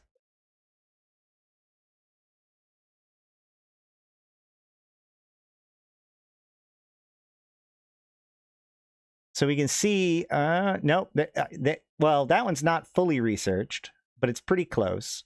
It's 10 and 16. There's 9 and 18. You can see these are very expensive. These 2 billion ones, these are very expensive. But again, we're dealing with something that actually costs quite a bit to do. So some of this cost comes from that. If we want to just like, let's say you wanted to start like building Merlins though, right? If we just go for Merlins, we can see that like a fully researched Merlin BPO is 20 million. So even though you could research it yourself, it might just be worth it to you to just grab a research BPO if you can. But the whole point is that this gives you reduction in both how much material it costs and also how much time it costs. Now, the other thing to think about this, though, is that rounding is almost always not in your favor, okay? So this 10% reduction in mineral cost may not necessarily be that valuable to you, right? Again, with something like the Dragoon or something like that, with hundreds of minerals and thousands of minerals, then that works out pretty good. This is also done on the full scale of runs, so the percentage might work out better with a larger number of runs. But the point is that, like, let's say if we went with like a capital ship, for example, right? So let's look at the Roke Wall real quick. Just for not saying that new players should be looking at the Roke Wall, but I'm just to understand the mechanics here, right? So this Roke Wall BPO is completely unresearched, and it costs 3.6 billion ISK worth of materials to build a Roke Wall with this setup, right? So we would expect with a 10% ME to be close to 3.3 billion, right? Maybe even 3.2 billion with the way that the math works. But if we look at this one, we see that it's not 3.2, it's 3.88, right? So it's not actually cutting it by 10%. And the reason why is because a lot of these things have less than 10 in the build, right? It takes, if I have 0 material efficiency, then we see that this requires 5 capital drone bays. But if I have 10% efficiency, it still requires 5 capital drone bays. So that material research does nothing for the actual, I mean, not nothing, obviously, because it is better. It goes from, again, it goes from, what was it, 3.657 to 3.388. So it's definitely cheaper at maximum research. But the other thing to remember is, like, let's look at how much it would have cost to research that. It would have cost me 282 days and 19 billion ISK to research that. So it's taking me a year and 19 billion ISK to save 200 million, or like basically 6 or 7% off of the build cost of subsequent Roke Walls. Although now that I have this, I can just copy this all I want, and I can sell these for copies on the market where people will want them because they want to build a Roke Wall instead of having to build, or like have this giant, huge, expensive BPO, right? So that's how that works. So that's ME and TE, but that leads us to copying, right? So we've been talking about BPOs. You can tell they're BPOs because they're dark blue. BPOs have what's called infinite runs, okay?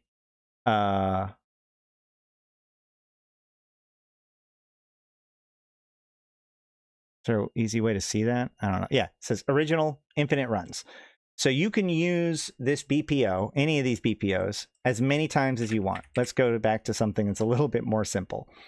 So this Merlin BPO, I could use this to build 1,400 Merlins at a time. I could build 1,400 Merlins. It would take me 29 days, 62 million ISK to put in the job. It would cost me 614 million ISK worth of materials, and the output would be 152 million ISK worth of Merlins. Obviously, not a good idea, right? Like with this basic setup that I have here, I would literally melt away 2/3 of the value of all of this minerals. This is what they mean when they say minerals you mine yourself aren't free. Yes, I could use these minerals to build this Merlin, but if I just sold the minerals, I could buy 3 times as many Merlins, is what this is processing, right? So that's why it's always worth considering the input and output values in order to figure out what's efficient to build, because like you don't want to get caught up in something like this where you make things literally worth less in your effort. But the point here is I could build 1,000 of these at a time, and then in 29 days I could build 1,000 more, and then in 29 days I could build 1,000 more. All right. But what if I need 1,400 Merlins tomorrow, right? Or like in a day or two, not 29 days. Is there a way to make it so that I can make more at a time? Or better yet, here's another way to think about it. What if I don't need Merlins right now, but I might in the future need a bunch of Merlins? And again, when I need those Merlins, I don't need them in 29 days. I need to be ready to produce 500 Merlins in as short of time as possible. Okay, so I'm going to consume some of my time that I would have been using for building, and instead I'm going to kind of preserve that time through copying.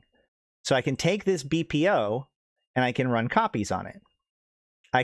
The top number is how many BPCs, how many individual items that I end up with, and the bottom one is how many runs each of those BPCs have. Okay, so with this default, I would end up with 3 new BPCs, just like these 3 right here. Although these are 8, 16. These new ones would be copies of this main one, so they would all be 10, 20 as well. But I'd have 3 of them, just like these 3. And instead of 1 run each, they would have 20 runs each. And I'd be able to trade them. I'd be able to give them away. I'd be able to use them. And more importantly, I'd be able to use them at the same time. Okay. So in a day, I'd be able to build 3 times 20. So that's 60. So if I go back to here and I say, okay, well, 60. So again, 60 is 1 day, 6 hours, 27 minutes. If I want to copy it to make 60, it's 1 day, 4 hours. So in about the same amount of time, which again, skills, rigs, setups, etc., can change the balance in all this. But in roughly the same amount of time to build it, I can instead make copies to build it later. And what's important about that is, it does take me to make these copies. It takes me that 1 day for the 60 guys. But then when I go to build it, it would be the same as doing this. So it'd take me 10 hours. So now instead of being able to build 60 in, 60 in a day in 6 hours, I instead can build 60 in 10 hours by splitting this 60 runs across 3 lines. Because remember, I've got 11 manufacturing lines at a time with my skills. So if I could run this BPO at the same time 3 different times, then that'd be fine. But I can't. I can only build one thing off of a BPO at a time. But by making copies, I can now use those copies at the same time. I can parallel my processing. So if I know ahead of time that I'm going to need to build a whole bunch of a specific ship or a specific module or whatever at the same time, then I'll be able to split it into runs, and I can do the whole copy process. And then in the end, I just have a bunch of copies that are ready to go, ready to hand out, ready to do whatever, and ready to do invention. And these copies are based on the ME and the TE of the base thing, and it has the runs that you specify for it. All right. So then that leads us to the true value of industry is not having to haul 60 frigs, but only 60 frigs worth of compressed materials. It's true. It's so true that like one of the biggest values of having this kind of production thing is, like I said, as long as you can justify it. Like obviously with these Merlins, not that great of an idea. I'd probably want to import my Merlins in, but like, let's say now I want to check a couple things. This Thrasher costs 980,000 and it's worth 976,000. So if I did 100 of these, it would cost me 98 million and it would give me 97 million. So one could argue that this is not great, right? Like I barely break even. But if I just want 100 Thrashers, it might be easier for me to just produce them in position rather than move them all, like build them somewhere and then move them into position, right? So especially in things like wormholes or anywhere that's away from a major market hub, like the ability to manufacture what you need, just print it out, is so useful. It is a very, very handy thing. All right, but let's talk a little bit about so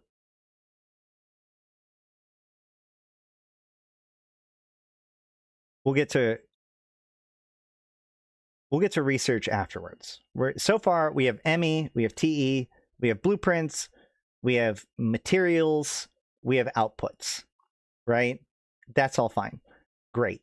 So now let's jump back to that weird thing that we said that we weren't going to address right away.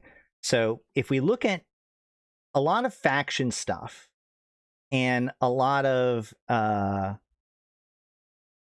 capital stuff, any like a little bit advanced, I like to call it Tech 1.5, requires these extra doodads, right? So if we go back to the VedMac, I built up a bunch of destroyers for faction warfare. Consider it that each job is an opportunity cost. Profitability comes from analyzing the market and looking for a niche that you can fill with your industry. That's absolutely correct. Yes. So the problem with Tech 1 industry is that everybody's on the same game. I just explained Tech 1 industry is very easy to understand. You just get the base material, mostly just the 7 minerals, rub it together, out pops the stuff, which means there's very little barrier to entry for an industrialist from knowing what they want to build to being able to build it. Really, the only question is, do you have the BPO? So if you have a good collection of BPOs, you can basically do whatever you want. This is part of the problem with like running a broad scale like industry program for T1, because it's like, as soon as you know that you need 100 Griffins, an industrialist can just create 100 Griffins if they have the stuff already to do it. Like, it's not one of those things that needs to be distributed in the same sort of way. The biggest thing is just having a big enough BPO collection, which means that a lot of, and also, especially when it comes to ships and other stuff like the frigates with the Merlin, for example, one of the problems is that those things also get produced by FC, by just playing the game, right? People get free Merlins in their career path, et cetera, et cetera. So you're competing with people getting magical Merlins for free. You're also competing with people with much better facilities, rigs, and equipment ready to go in order to mass produce Merlins and stuff. So the Merlins are going to be cost way less than they actually are worth to produce, because there's so many of them being provided into the system for free. Okay. And so that's the real thing here is that even as a PvP game, industry, you're in competition, but unlike a lot of the other ones where it's like you're in competition with people and it's obvious you need to have the biggest firepower, you need to control the territory or that sort of stuff. With industry, you're competing to be the supplier, which means you either need to have a better method or methodology than your competitors, or have less competitors. And so the important thing with all kinds of industry is to try to find your niche. That's why I'm not going to be able to tell you, go build this. Because if I made a video that's like, oh man, let me tell you, mobile tractor units are fucking great for industry, just making that video is going to change the balance of power when it comes to whether or not something's worth building, right? And so that's why I want to give you the tools to figure out what is and isn't valuable for yourself, right? So, but to that end, we've gone over the basics of industry. There's a bunch of T1 stuff. There's some good opportunities there, especially things that are a little bit off the beaten path, or things that are constantly consumed. Ammo, fuel blocks, drones, etc. Usually you can find some pretty good markets for that stuff, especially if you think about it really hard. More obvious stuff, especially ships, are a lot harder to make a profit on, just because that's what again, you're competing with everybody else for the supply, to be the supplier. Okay. So let's go a little bit into niches. Okay. They added a little bit of extra complexity to faction ships, to pirate ships, to battleships, and to capital ships. Okay. And that ends up being a bridge between T1 and T2 industry. And that is best represented between the difference between this Thrasher that we're looking at here and the VedMac that we looked at earlier. And that is these two items down at the bottom: auto integrity preservation seals and life support backup units. Unlike all of these other materials that we've gotten, you do not get these directly. Okay. You could get these directly from killing things in the abyss. You get these by mining rocks and then reprocessing them pretty much directly, right? These two are a little bit more complicated. So we can go look at their BPC or BPO. And these take something different. It takes some PI and it takes reinforced carbon fiber. And if we look at reinforced carbon fiber, we see it takes these three components, carbon fiber, oxy-organic solvents, and thermosettling polymer. Okay, so we can go and look at these. Where did these come from? Really? No. How do I not have that? That's weird. I'll have to figure out why that wasn't right. But, and then so this one, which is the oxy-organic solvent, takes hydrocarbons, atmospheric gases, and fuel blocks. But more importantly, it's a little bit different. It's called a reaction formula. So this is not a blueprint original. It's also not a blueprint copy. It looks like a blueprint copy, doesn't it? It's got that light color to it. But it does say it's an original, and it has infinite runs. It also doesn't get researched. It also gets purchased directly from the market. So you can get these from NPC buy orders. All of the different reaction formulas are from different NPC buy orders, whatever. So you don't copy them, you don't research them, you just do reactions with them. Okay, so reactions are kind of like normal industry with special restrictions. Obviously, you don't make the copies of it, but you do still need materials. So you have it's the same sort of concept. You have the materials and you have the reaction formula. You rub them together in a facility that supports it and outspits the outcome. Okay, but the difference between reactions and normal industry is that reactions cannot be done in high-sec. Okay, so this extra step actually it adds in this extra little hurdle of, if you're going to do the reactions, you got to have a place to do it, either in low sec, null sec, or wormhole space. And there are various different solutions to this problem. For instance, right now, a current popular solution is like Amamake has a public reactions facility. And so a lot of people like to do it there. There's other options too. But the point is that this adds an extra layer of complexity. So this means that for a lot of industrialists, if you're going to want to just build a VedMac, again, you may just not want to deal with it. You get the VedMac BPC from doing the Abyss, and that's fine. You get the minerals from mining some basic stuff, that's fine. But these reactables, what I like to call R4 reactables, these guys, you might just want to buy them for now. But if you have access to a reaction facility, you might want to react them. So you can react them and then move, and then build once you have, reacted all of the correct stuff, then you can basically, the final result is the life support backup units and the audio integrity preservation seals.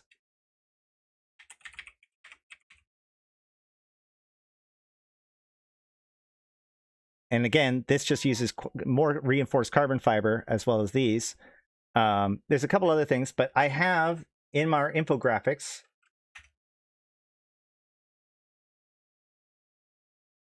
this one's also a little bit outdated, but it'll still work. The R4 reactable page. So this shows you, now the numbers are a little bit off, but I think most of the actual stuff that is part of it is there. So you can see that you have these 4 different materials: silicates, hydrocarbons, atmospheric gases, and evaporate deposits. And then if you mix these 4 elements in these 5 different ways... Ugh, why is my blue screen being so bad? Hold on. Really?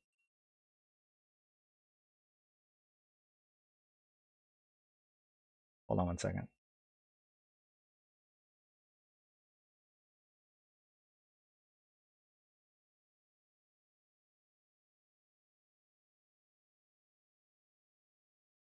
If I make it a little bit brighter.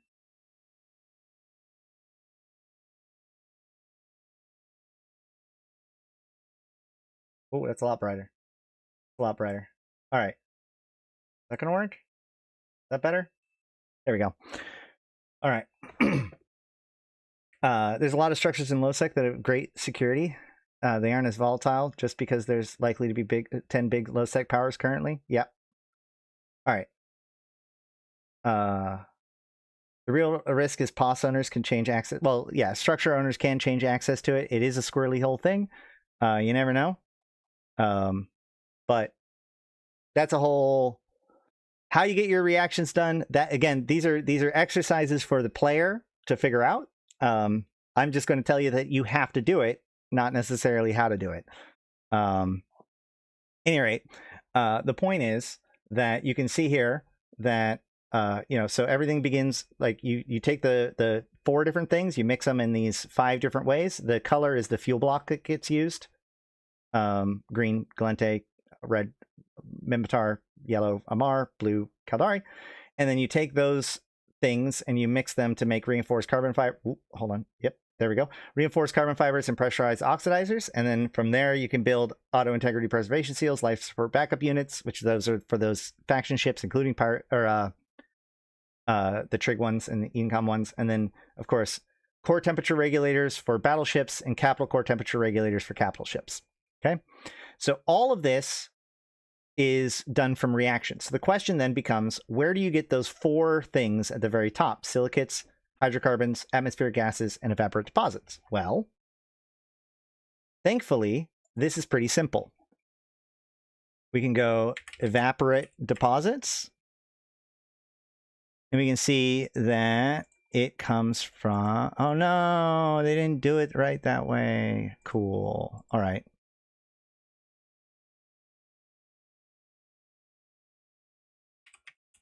If we look up ubiquitous moon mining, is this going to say it? It says it, but it's not linked. Great. Awesome. Well done. Thanks.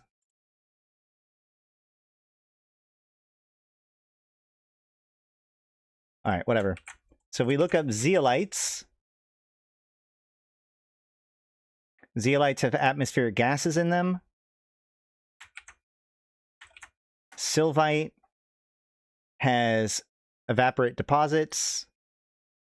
My point is that these 4 minerals, or these 4 moon ores, zeolites, sylvites, bitumens, and cosite, these are the things that contain those 4 base elements that gets used in all of those other, in all those ratios in order to build those pieces, the carbon fiber and all that sort of stuff.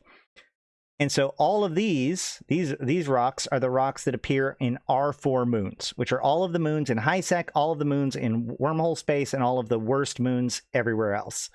And they spawn these rocks in particular, which is why I call the chart R4 reactables. So these are all of the things that you can make through reactions through R4 reactables. And that is the clear or the key takeaway when it comes to what we're talking about right now, which is this idea that reactions take stuff from moons and mixes it with stuff, sometimes PI, sometimes fuel blocks, whatever, in order to make what's called components.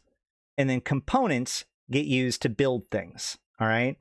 Right now, the only component that we need to worry about are these 4. Auto integrity preservation seals, life support backup units, capital core temperature regulators, and core temperature regulators. Those are the ones that are used in faction ships, battleships, capital ships, etc., right? So that is our introduction to reactions. Now then. So that is basically all of tier 1 industry. With that in mind, you can basically build almost everything in T1. So now we got to talk about T2. So before I begin, there are T2 BPOs. You will probably never see one. I have never personally ever seen a T2 BPO. I've seen them in reports. I've seen people talking about it and contracting it and whatnot. I've never had my hands on one. That's how rare they are. Once upon a time, they were given out and then never again. So they're very, very old, whatever. You don't have to worry about it. But thankfully, we have new ways of building T2 stuff through a process called invention. So we can see here, let's look at my Guardians, right? Really? Oh, I have to spell it right. So we can see here I have a bunch of these Guardian BPOs that I have set up. But the thing that you might notice about these is that none of them are researched, or at least not very much. And this is a big piece because the researchability of the thing doesn't actually matter when it comes to invention. And if we look at the Guardian, we can see that it takes a little bit of minerals, not much, some PI, but it also takes the base model as part of it. Not all T2 needs this, but most does. Like T2 ships, especially T2 modules, pretty much everything. Like there are some T2 exceptions like rigs. Rigs don't require the T1 equivalent to build. But for the most part, a lot of T2 requires you to build the T1 and then do something additional to it through the T2, right? So you're going to need to already build an augurer in order to build this Guardian. So you take the augurer, you put in the extra stuff and all that stuff. But how do you get this BPC in the first place? Well, the clue is in its T1. So we have the augurer blueprint, right? So we've got this augurer blueprint. We could just build an augurer. We've already been over that. That's cool. We can also research it. We've already researched it, so that's fine. We can also make copies. But if it is a copy, we can do something different. We can do research. Invention. So if I click on invention, I get this different interface. So I think every invention takes 2 data cores, depending on what it is. And it can take a decryptor. So let's talk a little bit about the data cores first. This is where T2 becomes so complicated. This is why T2 is very complicated to get into, but not necessarily too complicated to explain, okay? Because so far, the only real skills that you've needed to have, if we look at the skills that you need, we can go here, we can go into skill catalog, we can go into production, and we can say like, okay, industry is manufacturing time, that's great. Mass production, additional jobs, that's great. Being able to make stuff from far away, that's great. Manufacturing time for ships, great. That's fine, but none of these are necessary. As we said before, none of these actually change how much it costs per se. It only changes how long it takes to do these things. I think there's something that does make it so it costs a little bit less for the job itself. Maybe not. It's mostly just job slots and time until you get to invention, in which case we have to go to a different skill set, science, and we see that there are lots of skills here. And a lot of these skills are not that useful for very many things. High energy physics. Is this actually useful for anything? I guess technically it's used for some of the Tech 2 skills. But if you notice that all this stuff is just kind of mentioned at like the blueprint, right? Electronic engineering is needed for a bunch of blueprints, but not really much else. So these science skills are all tied to those data cores. So any given Tech 2 item is going to be a component of 2 research science jobs, right?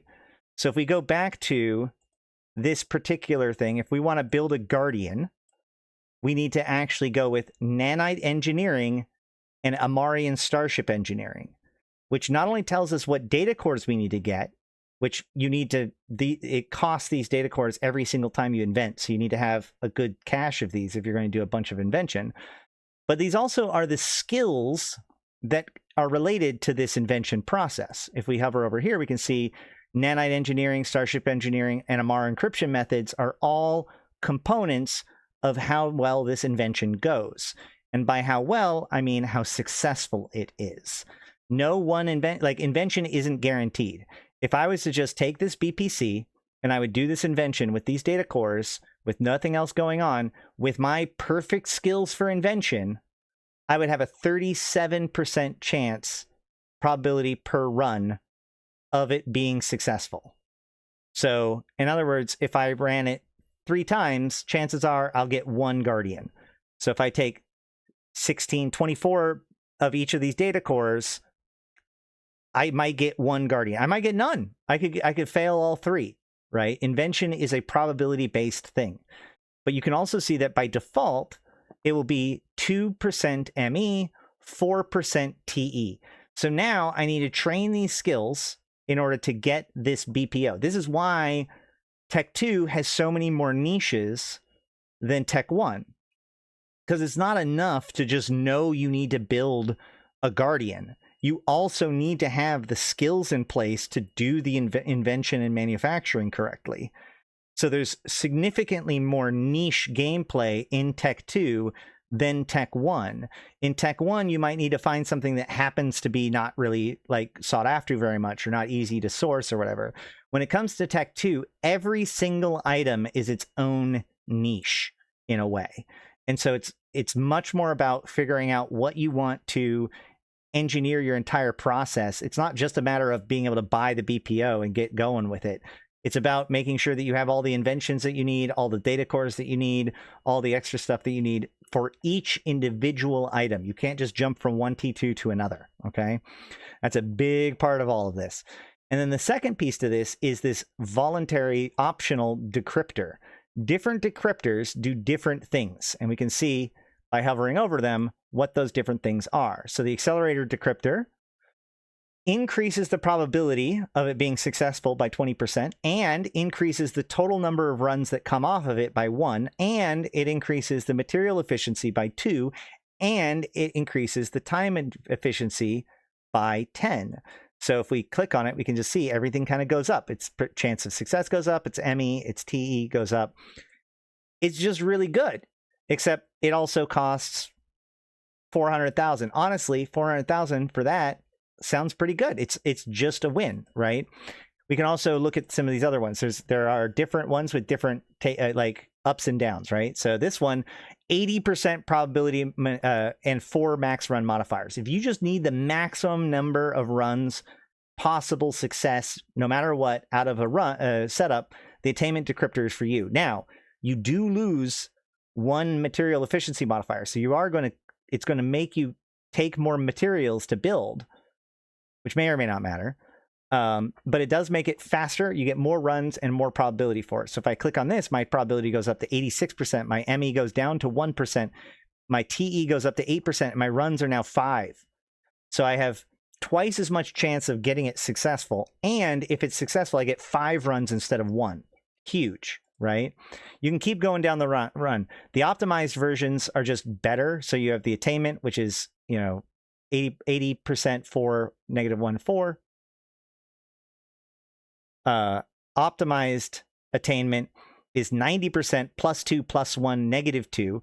So you actually lose that time efficiency bonus, but you gain a material efficiency bonus. But the other problem with this is that now we're talking about a decryptor that's 4 million. So what decryptor you want to use for any given invention, it really, really, really is like a case-by-case decision of whether or not it's worth it for, depending on what it is that you're wanting to do. If you're trying to minimize the cost of the final build, if you're trying to maximize your success in invention, if you can print up as many copies as you want, I can print up Augurer blueprint copies all day. So the amount that, the chance of any one of them succeeding may be not as important as much as getting really good BPCs out of it when it is successful, right? Like maybe I might want, maybe I'll want a process decryptor instead. So I only have a 40% chance of succeeding, but I have a 5% material efficiency and 10% time efficiency per run. Now this is also, it's actually pretty cheap still. So that is how invention works. Now this takes an entirely different slot than production. Up until this point, most of what we've been talking about are production lines, right? You get a certain number of production lines. If you go to production, you see manufacturing jobs. You get the mass production and advanced mass production both increase the number of manufacturing jobs that you get for a total of 11. Likewise, for copying, inventing, etc., you get 11 science jobs. So that gets split between your copying and your inventing. But you can have up to 11 science jobs at the same time based on laboratory operation and advanced laboratory operations. So that is how you get your Tech 2 BPC. But once you've gotten your Tech 2 BPC, you're not done yet. Like I said, you still need to have that Tech 1 BP or that Tech 1 item, so the base item, in order to do the Tech 2. You need that PI, the construction blocks. You need morphite, which is a special type of mineral that can only be gotten from very dangerous stuff. But then you also need these extra doodads at the top, these components, right? We need a tungsten carbide armor plate, nanoelectrical microprocessors, et cetera, et cetera. And if we click on these, we can see what it takes to make them. It takes tungsten carbide, phenolic composites, nanotransistors, and terahertz metamaterials.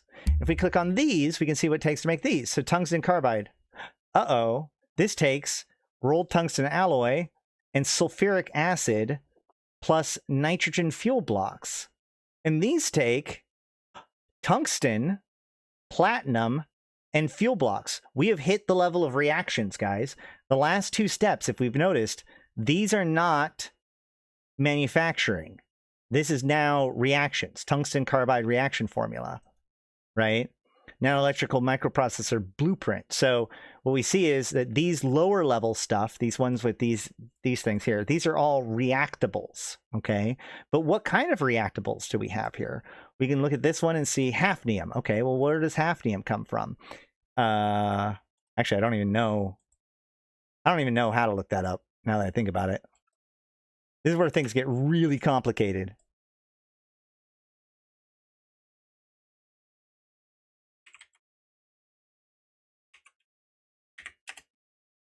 Can I even do it? I don't think I can.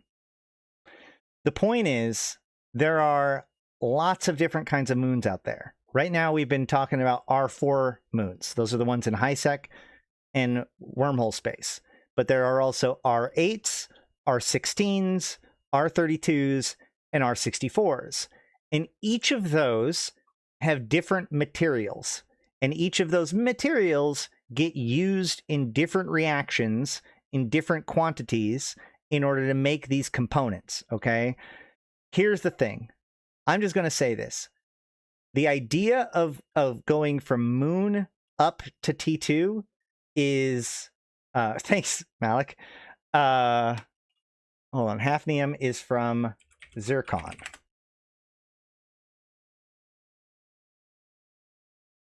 Yeah. We can see this comes with silicates, titanium, and hafnium, right? So all these different ones, but again, like different moons will produce different stuff. They used to kind of be racially based, but I don't even think that that's true anymore. So any given build is going to basically take effectively random moon components, okay?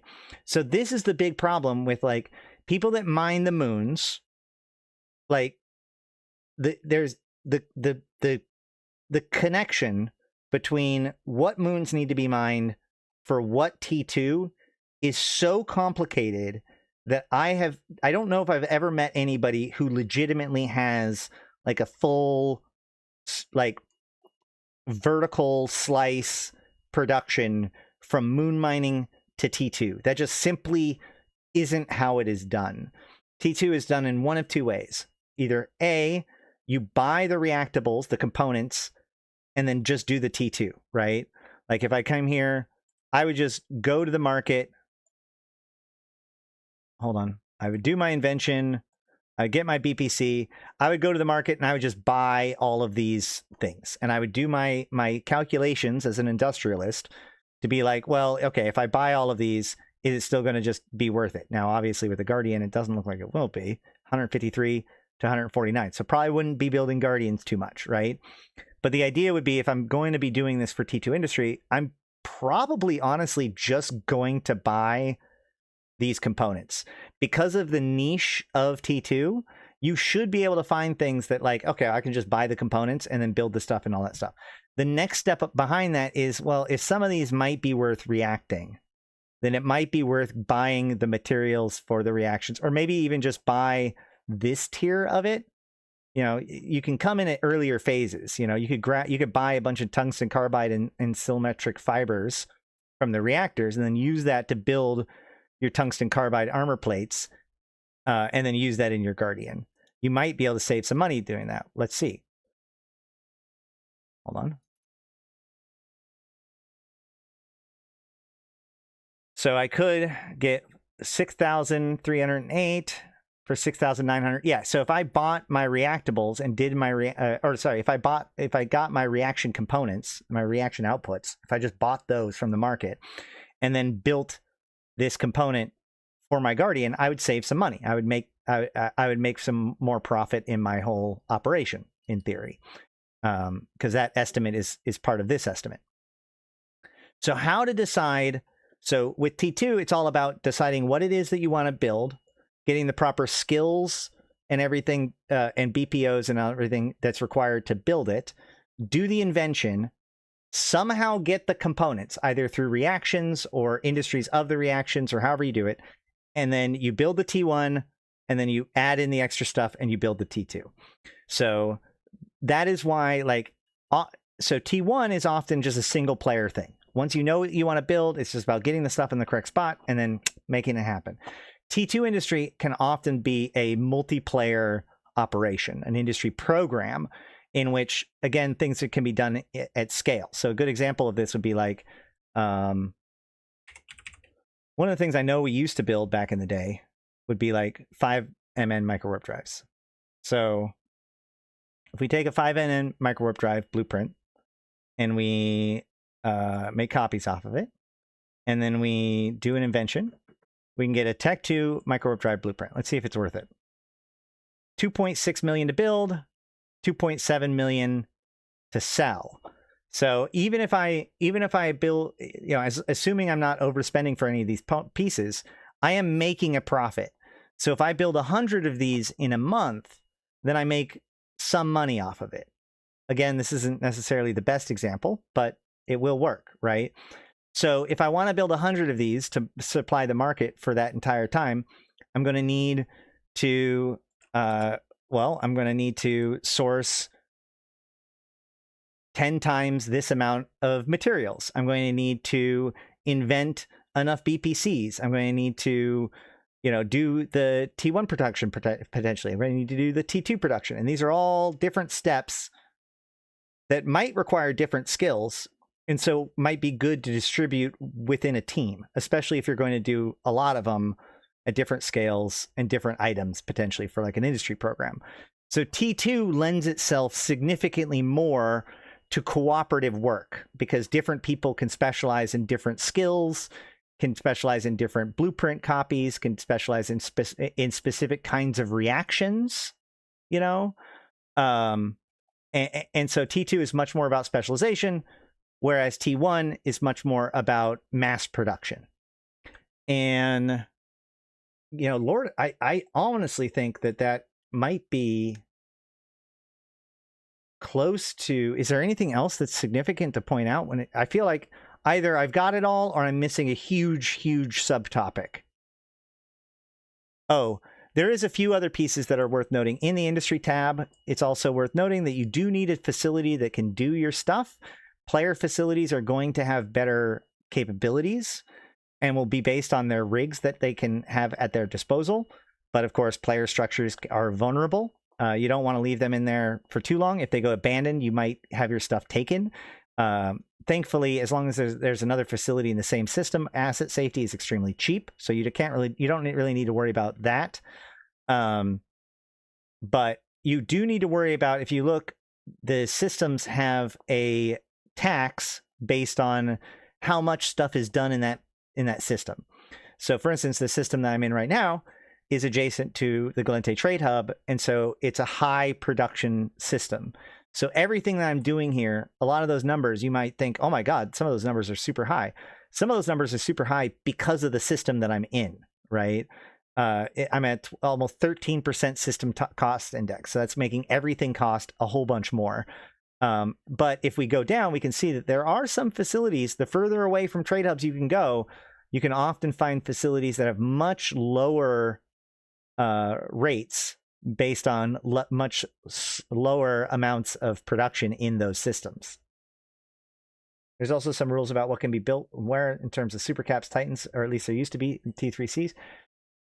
Yeah, so capitals, the only capital that can be built in high sec and in player structures or NPC structures. Wait, I think normal capitals can be built in The only capitals that can be built in high-sec are jump freighters.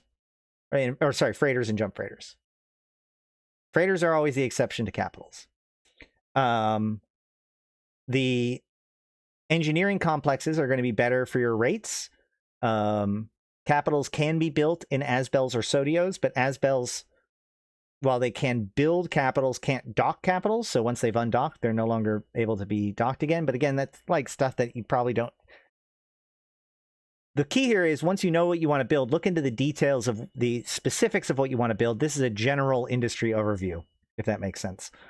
But yeah, paying attention to the various different facilities, what taxes are on those facilities, what rates, because of the system indexes of those facilities. These can be important considerations, especially when you're trying to build up your BPO collection from the beginning and doing your research and copying and stuff. It might be worth finding a place to quietly put your stuff that you can like research and copy and all that stuff for super cheap, and then move the copies to where you actually want to do your production. You know, because it's much more like it's easy to move copies. It's not easy to move stuff. Data cores can be acquired from agents and faction and LP stores. So if you go into R&D agents in the activities finder, in the agency under agent finder, there's a special checkbox. Nope, it's not a special checkbox. It's a type of agent, R&D agents.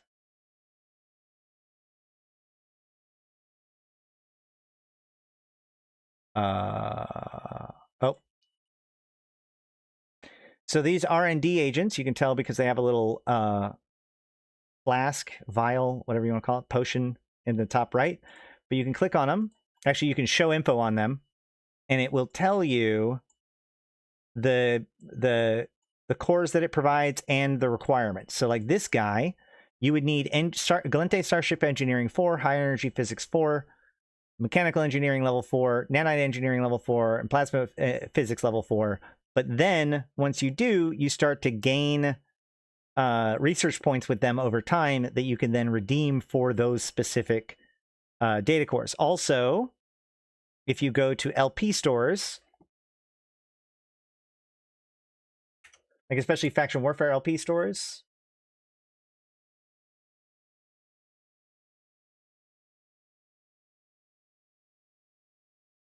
I do want to show off, I guess, yeah, this in conclusion, I do want to show you guys some tools that are extremely useful for this.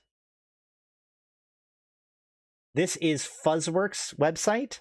Fuzzworks has like all kinds of different industry tools and other things like that. So we can go to the LP store, and you can go to any kind of LP store available, and you can look for data cores. You can see like, so the Amarian LP, this is the Amar Faction Warfare Group, does Amarian Starship Engineering, High Energy Physics, Laser Physics, Mechanical Engineering, Nanite Engineering, and Upwell Starship Engineering data cores from that LP store, just as an example. Other things you can do in the Fuzzworks tools, they have blueprints where you can type in any blueprint that you want. So we could like VedMac, since we've been covering that today. And they'll show you all of the different stuff here. You can slide the things, you can do different numbers of runs, you can plug in the different research rates, or your different rates and everything, in order to calculate everything that you need in order to build the stuff and to see if it's profitable. So this is a great tool for that. They also have cost index checker tool. They've got mass calculation tools for like hauling stuff. They've got material use database. You've got a calculator for different ore types, what minerals and stuff comes out of it, ice, gas, all kinds of stuff.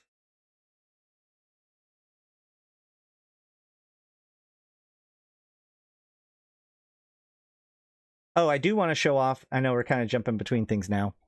I do want to show off real quick, just because I did mention it earlier, but I didn't quite go into it, which is rigs. If we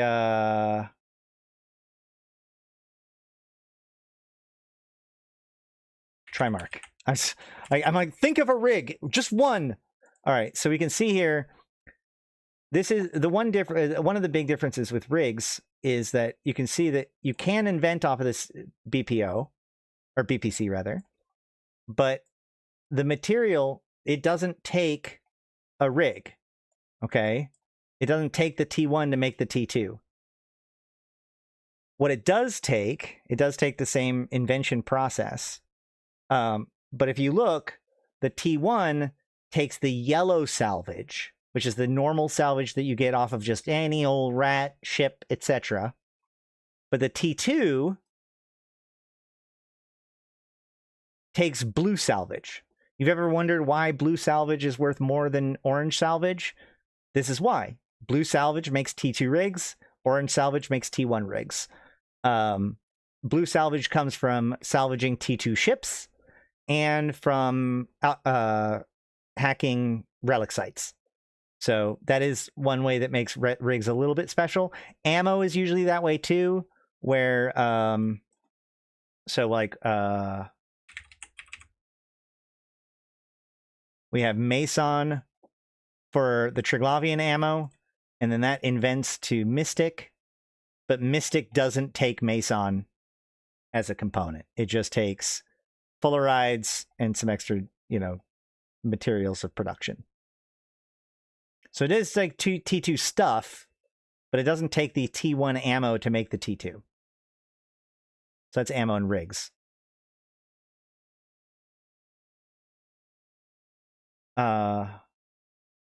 Pretty sure data cores can only be gotten through faction warfare LP stores, not just regular ones. Let me check. You might be right. Let's pick Rodin.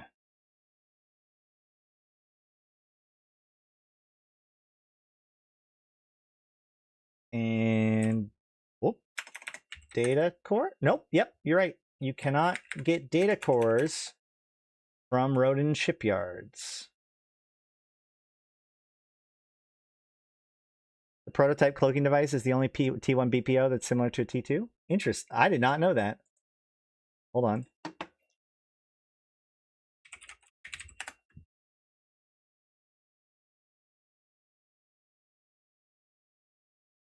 Oh yeah, look, it takes wait.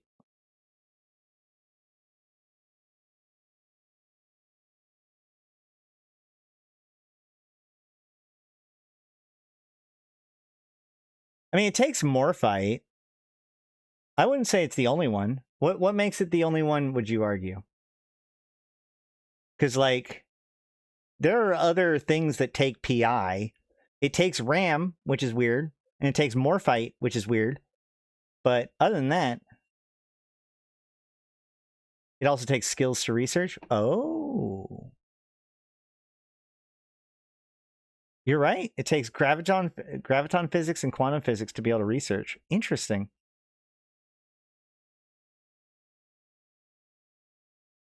Anything else? Decryptors do come from data sites. That's correct. Player structures do have bonuses. They are big. They have to be rigged. And it can be difficult sometimes to see what the rigs rates are.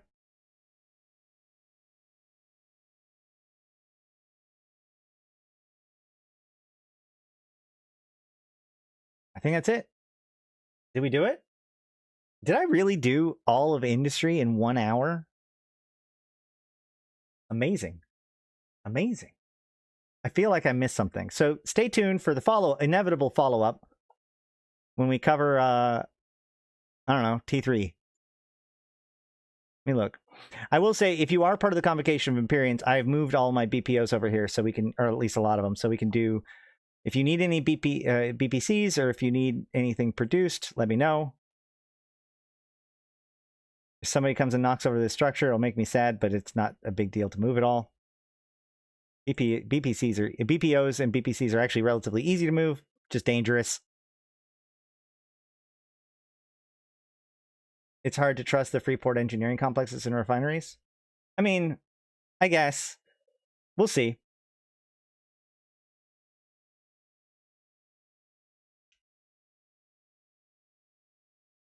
All right. Well, I think that's it for that. You want to do, should we do the MER too? Oh man, it's already almost, do we have anything? Is there, let's breeze through the MER. Is there anything super exciting from the MER?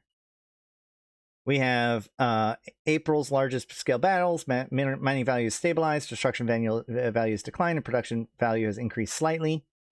ISK faucets increased by 26%, with bounty prices and commodities being the primary driver of the increase. In May? Capsuleer Day? Is it Capsuleer Day? Is that are we talking about, that was Capsuleer Day, right? Yeah. Okay.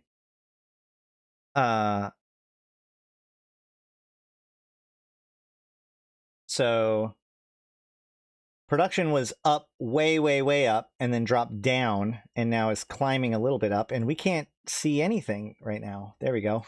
All right. So we can see here that like production is up, but it's not as up as it was before. And it also seems to have been matching. Green is mining, right? Yeah. So mining dipped down. Man, Capsuleer Day. Well, late May. Really? Oh, yeah, because like the war, right? The war dipped everything down and then everything kicked back up and things are kicking back up. There. That makes sense. Yeah, you can see like the maximum destruction really corresponds with that, like the moment of drop off, and it's been recovering ever since.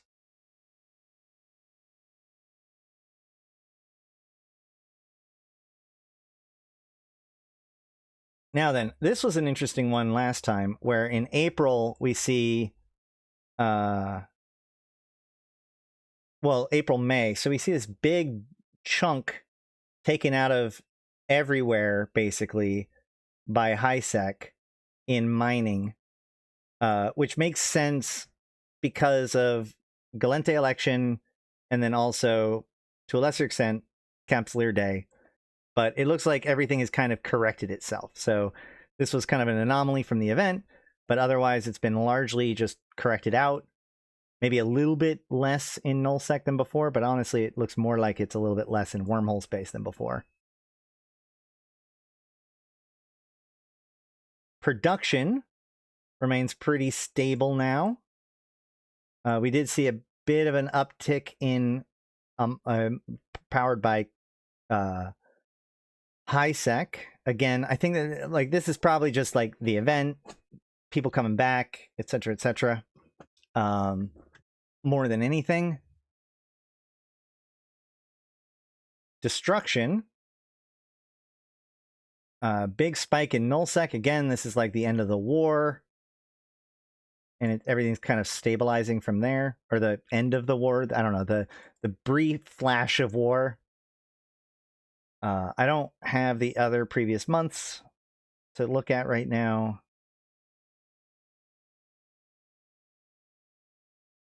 Asteroid ore mine.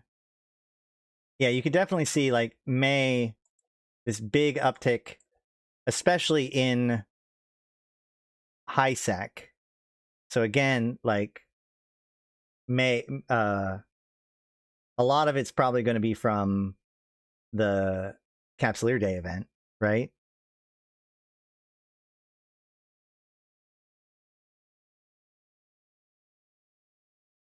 Gas mine, pretty stable. You do, again, so what's funny is, in the same way that we see the mining going up because of the event, in the same way, other methods of like high ISK value gaining, we see those get suppressed during events. So there's less people gas mining because they're doing the event instead. So gas is down in May. Ice remains very stable, always is. It's very much controlled by the amount of ice in the universe more than anything else. This big spike up here is, of course, the Christmas event, or the Yule event. But it's back to about the stable levels, which is fine. Mining by source, or moon mining, back to the industry stuff. This is where all of that reactables come from for Tech 2. And And we can see basically nothing has changed too much when it comes to moons. Nothing remarkable. March, April, May.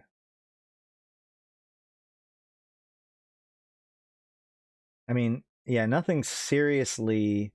If anything, it kind of dipped a little bit. You can see like the end of March kind of died down, but then things have recovered back up. R4 is back at a high level again.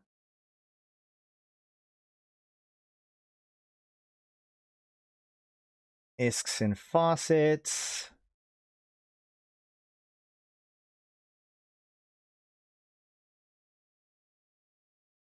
We are getting House of Records, so people Caldari still number one when it comes to home fronts, and then Galente, and then Amar and Mimitar.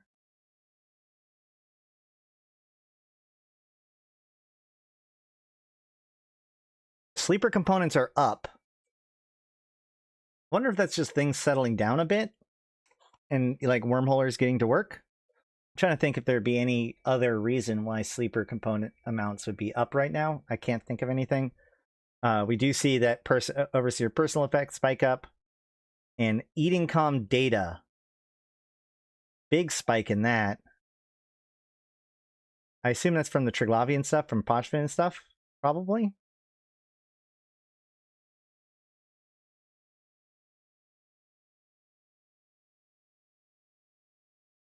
Bounties are holding at a high. Commodities have spiked way up again, probably involving the Capsuleer Day. Conscious incursions are kind of suppressed, but not. I mean, like they're doing their thing. Triglavian invasions are also down. Man, I can never pay attention, like keep up with all of the different changes happening to Pochvin and whether or not it affects these numbers. What we do see is a big spike of people getting new skills down here, but nothing else that's very exciting. That could be like people coming back for the war, maybe? ISK total continues to go up, mostly driven by character total. Again, I think that, well, whenever I see this chart, it reminds me that this is active players. And so a lot of times the ups and downs of this has less to do with how much ISK total there is in the universe and more to do with how many active players there are. As players go inactive, their wealth gets taken out of this chart. As they become active again, their wealth comes into this chart. So when we see this kind of increase in ISK totals, I actually think that this is a good indicator that a lot of people have reactivated their character, logged in for the first time in several months, which I think, like anecdotally, I can confirm to be true from things like FanFest and getting ready for the expansion, which of course the expansion itself is not in this chart because that happened this month. Velocity of ISK, however, remains fairly stable overall, although still inching a little bit low. Makes sense. As the war ends, less things are trading hands. People are being a little bit more conservative. Economic indices. Oh, wow. Look at that mineral price index continuing to collapse. I mean, it's kind of bounced back a little bit. But that is quite the collapse there. We can see it a little bit better here. But since basically April, May, we see the price of minerals have started to come back up, but it's been basically free fall from January of last year to now. You know, this is the end. Like, there's been a lot of aggressive moves by FC in order to make minerals and mining better. Obviously, as this indicates over here, Catalyst was a huge catalyst of that. Big mining changes that made mining a lot more valuable and viable.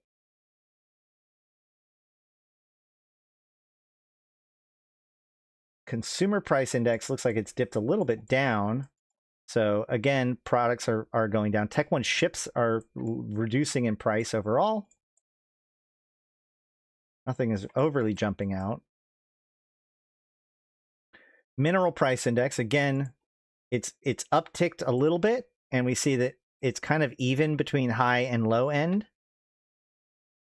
Maybe a little bit more on the low end as far as like regaining its value.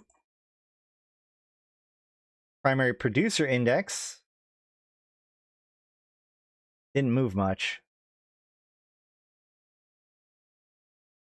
Secondary producer index, we do see a little bit of a dip in salvaged materials.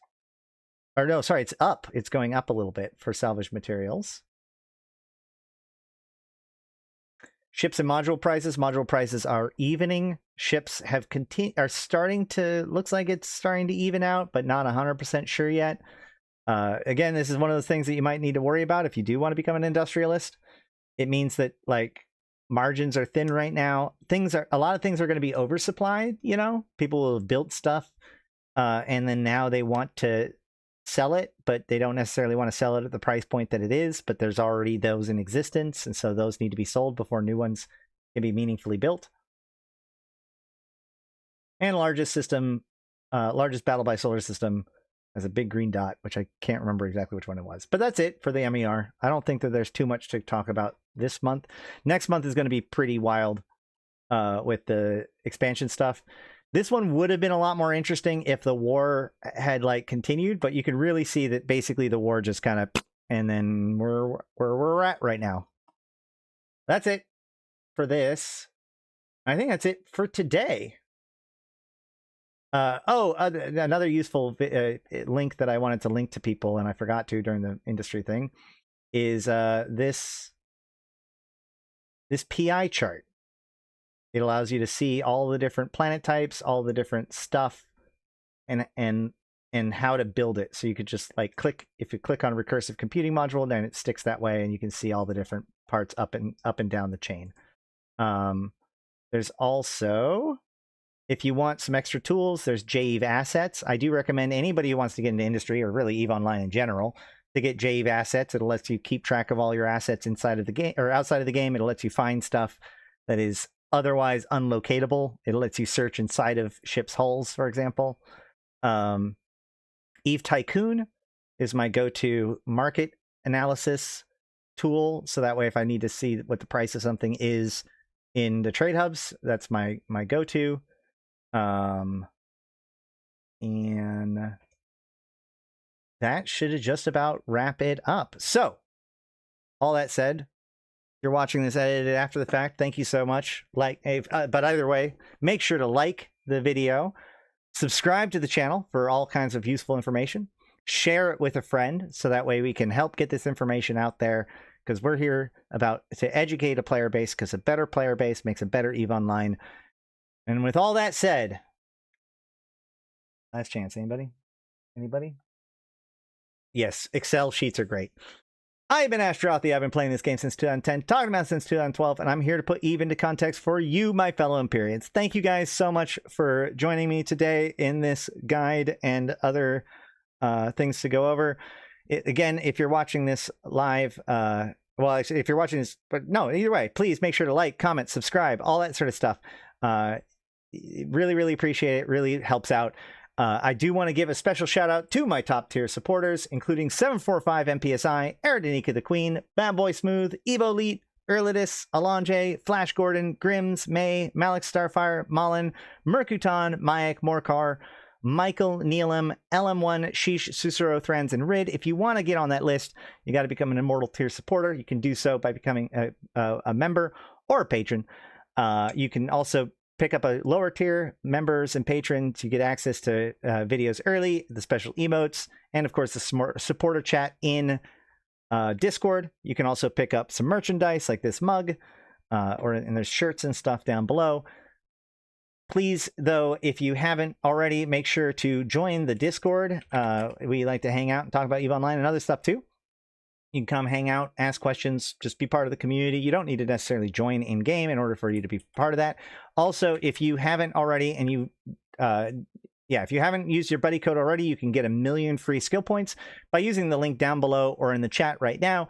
That helps out those who help the stream. It doesn't just go to me. I already have all the buddy codes I need.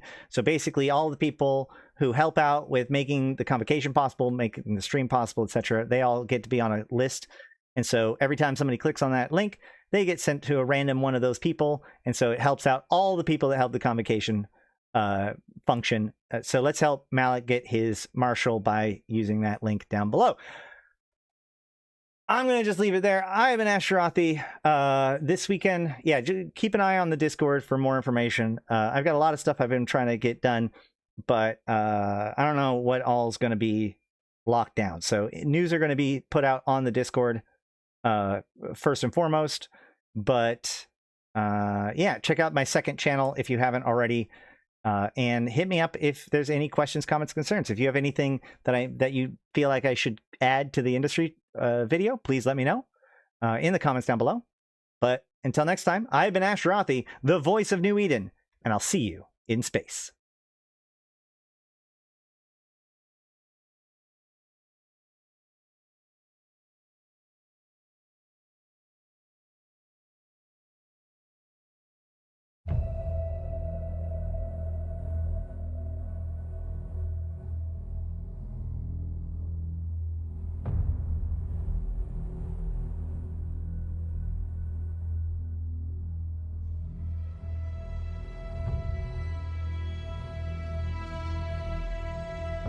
Bring on the wrecking machine.